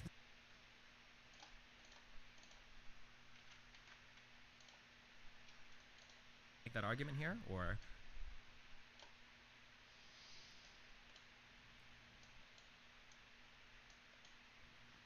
Okay, today.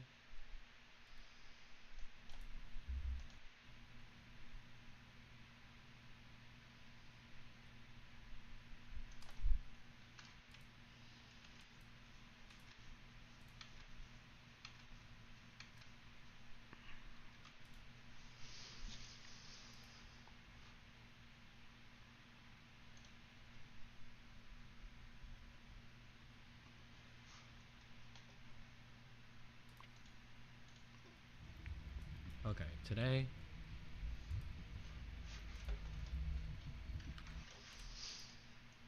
We are fixing this. Fucking chat overlay.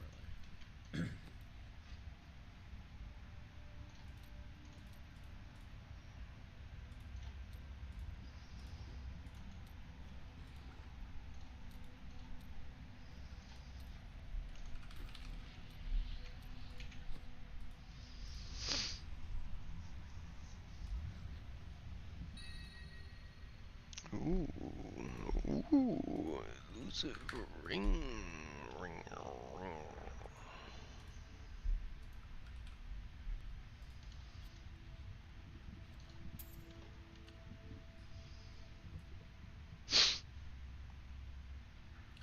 Still on medication? Yeah. I need to go back. Medicated boy. Yeah, just ran it. Listen, Ninu's working on it, okay?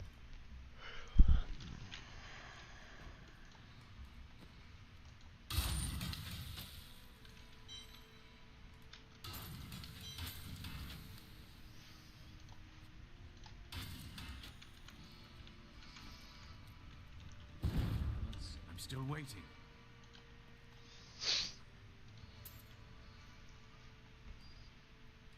Okay, the goal is for it to be readable even on this background, but it's clearly not. No, I need Imperial rubies, bro. I feel like if I just make it larger, like the window larger, the resolution doesn't seem high enough. Alright, give me 2 seconds, guys. Right? This looks like a problem of resolution, right?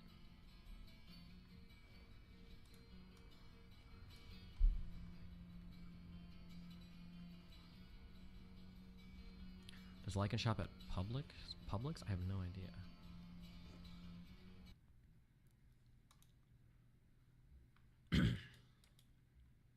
Destiny currently believes it's obvious he killed himself.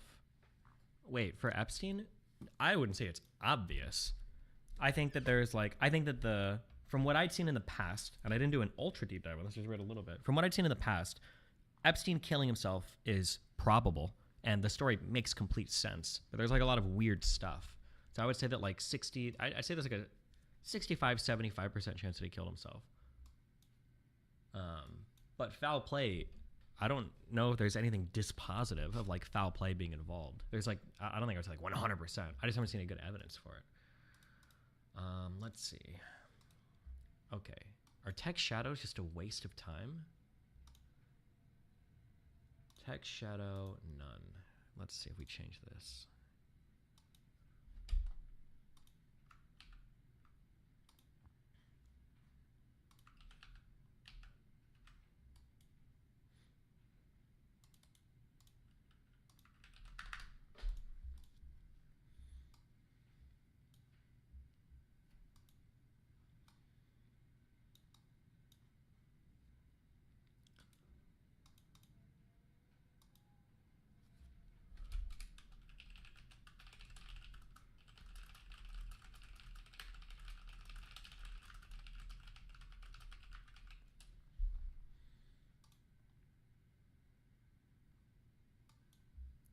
okay, that absolutely does not work. Okay. So text shadow has to be there.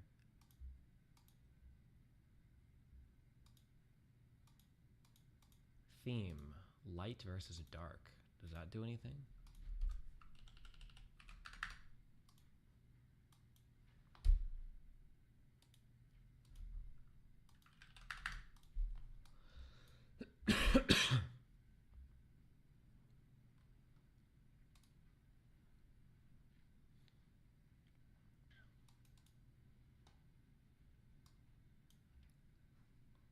Holy shit, that doesn't do anything. Oh, no, no, no, no. The text needs to be...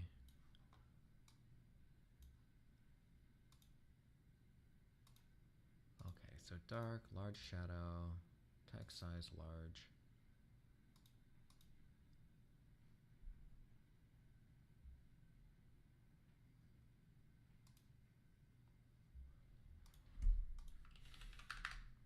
I feel like if there was a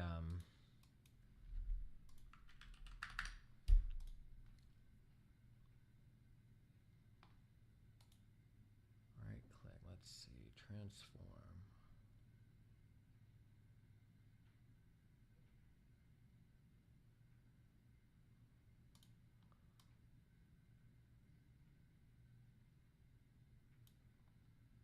You know what? I know what. I do know what. Hold on. For height, let's do 720.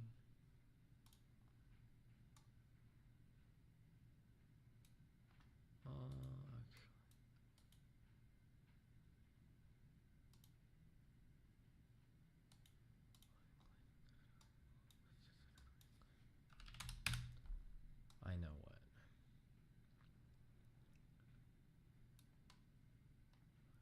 what. Okay.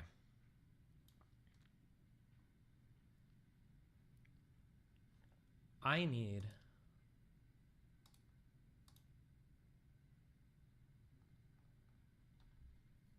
right click properties. I need a CSS background that's just like an opaque. Opaque means see-through, right? Opacity, opaque, a see-through gray box. That's what I need. CSS for opaque. Oh no, transparent. Is opaque see-through or transparent see-through? Transparent see-through. Okay. CSS for transparent gray background.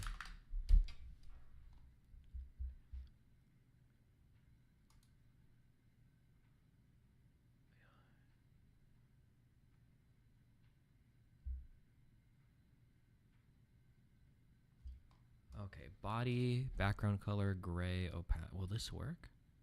Well, can I just put this custom CSS here? Will this do anything?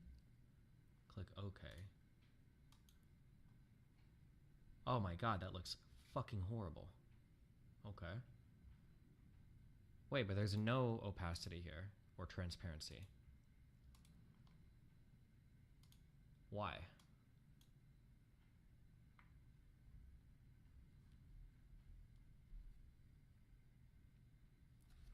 Opacity 0.1.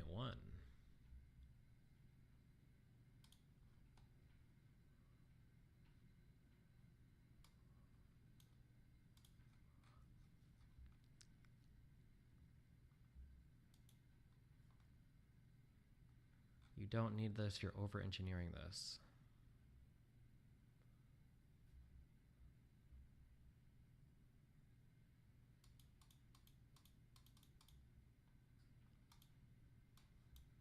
Color source. This source creates a solid color for you to add to your scene. Oh. There should be a way to,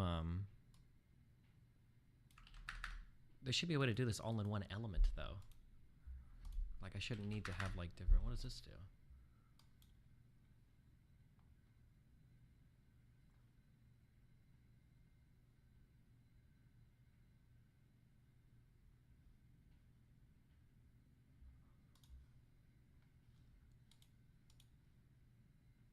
Background color. That didn't do anything.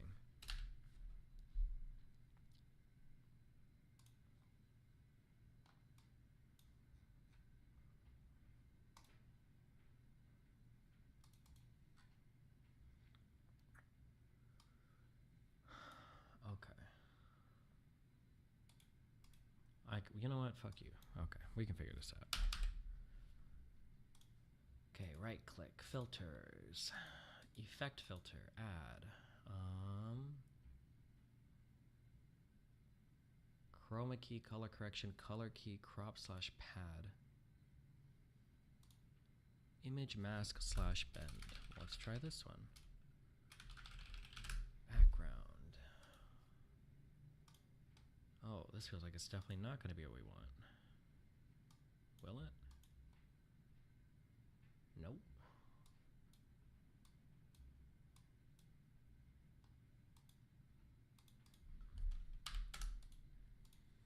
Color key? Fuck it, chroma key. Isn't this too, yeah, that's not what I want either. Okay. Apply LUT. This is for like a filter thing, right? Don't care about this. Color correction. Don't care about this. Color key. No. Don't want this. Crop slash pad. Nope. NDI output, no. HDR tone mapping, no. Image mask blend, luma key, render delay. No.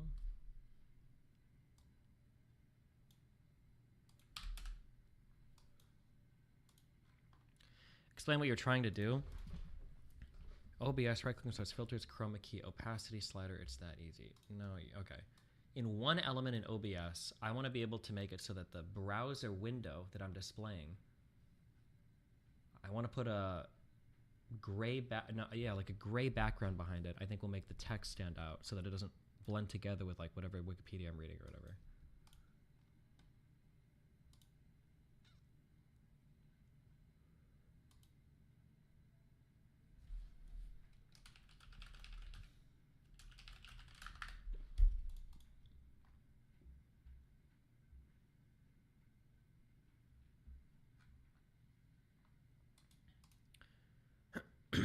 Are you sick? I was 2 days ago.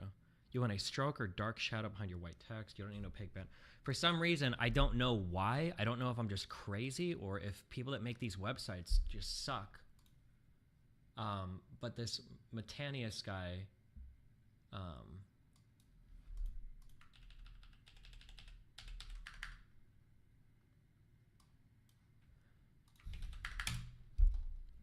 so like this is the link I was using, but for some reason the shadow of the text is just not good. It doesn't work. The resolution's not high enough. Type any more chat activity in my kick chat. Where are you fuckers at? Like this looks horrible. I don't know why when he made this, I don't know why he wouldn't just, if this background right here that's on this text, if it was over the entire thing, that'd be good. But I don't know why it's like selective. It's so horrible. Why would you do this per message? Why not just make this for the entire background? That's all I want, is to extend like this type of thing behind the end for the entire background.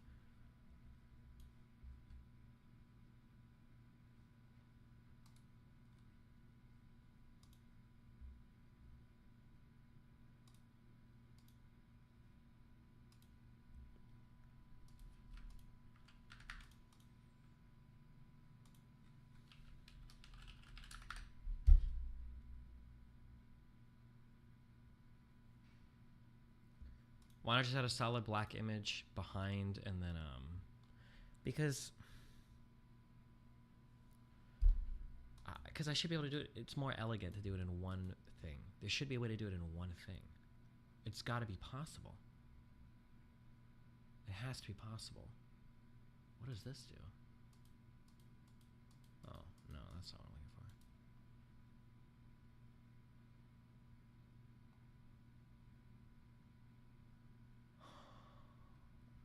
Inspect element, select the single element, and write the CSS inside element.style. What? Okay, properties, CSS. Okay, right click, inspect element.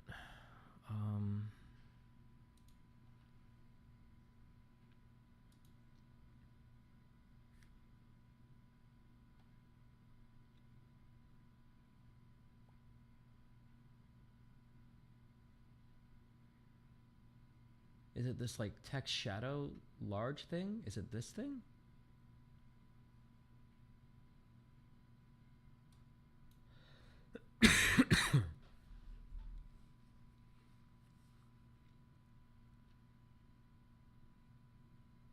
Or is it this background opacity thing?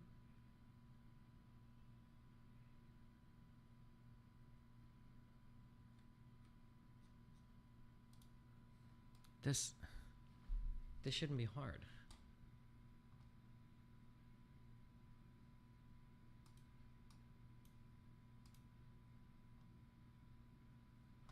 Bro, you were almost there. Where?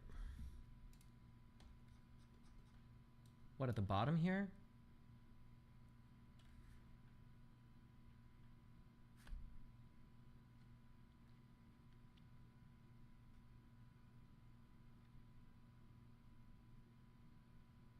This looks like it's done in such a convoluted, complicated manner. Am I crazy? It looks like you've got color here for the text, but the background is like a variable. Can you even define variables in CSS? Is that even a thing? And then this is like a bunch of other bullshit. I don't even know. This looks... Why would you have that in CSS? It's not even programming, okay? It's just supposed to be HTML+. Listen, okay.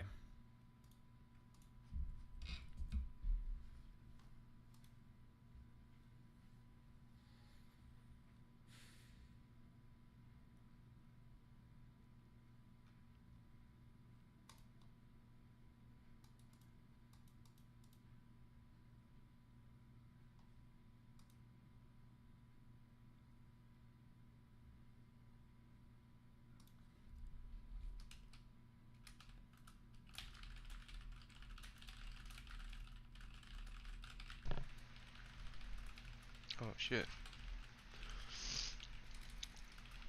Whoops. That's not what I wanted. Shit, that doesn't do anything. Right? This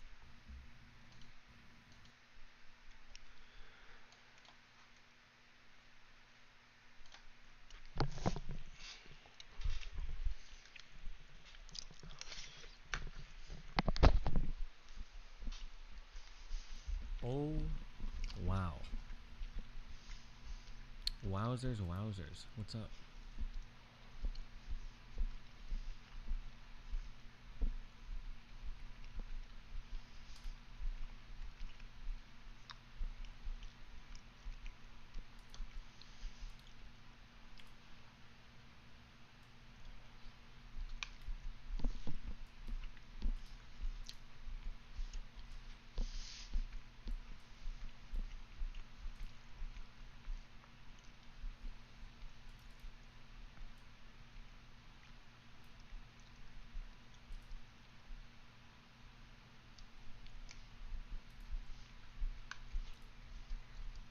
Mine, Destiny.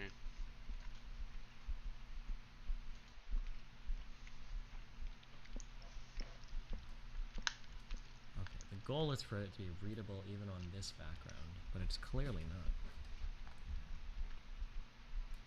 What if I just make it larger?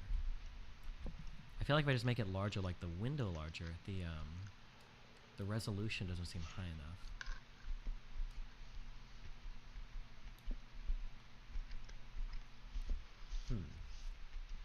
Right? This looks like a problem of resolution, right?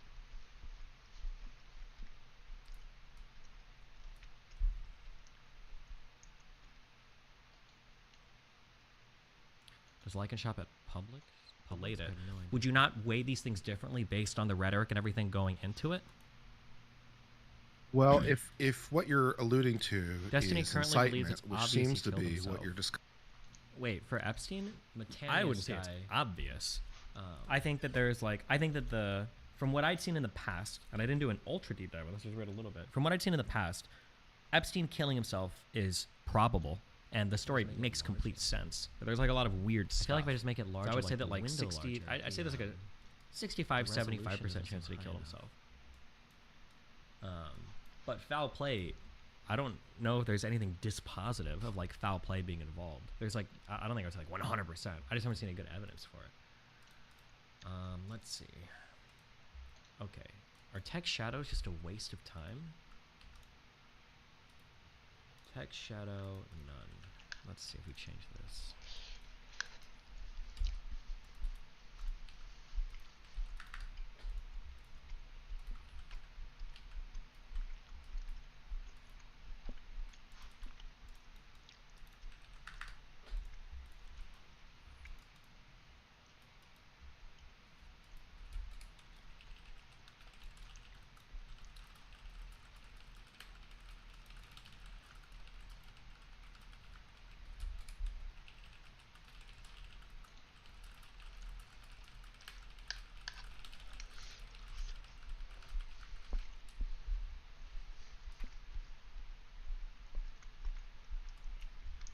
Okay, that absolutely does not work. Okay.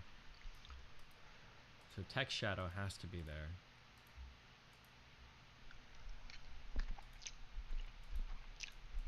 Theme, light versus dark. Does that do anything?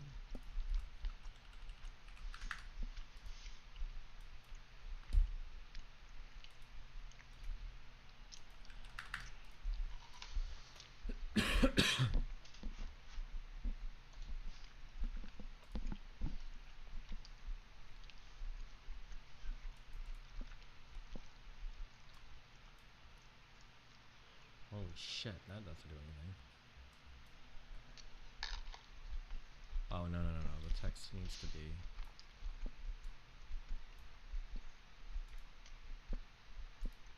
Okay, so dark, large shadow, text size large.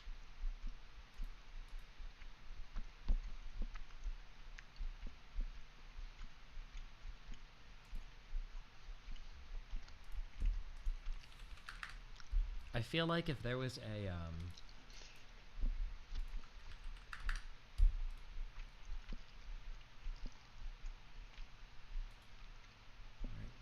see, transform.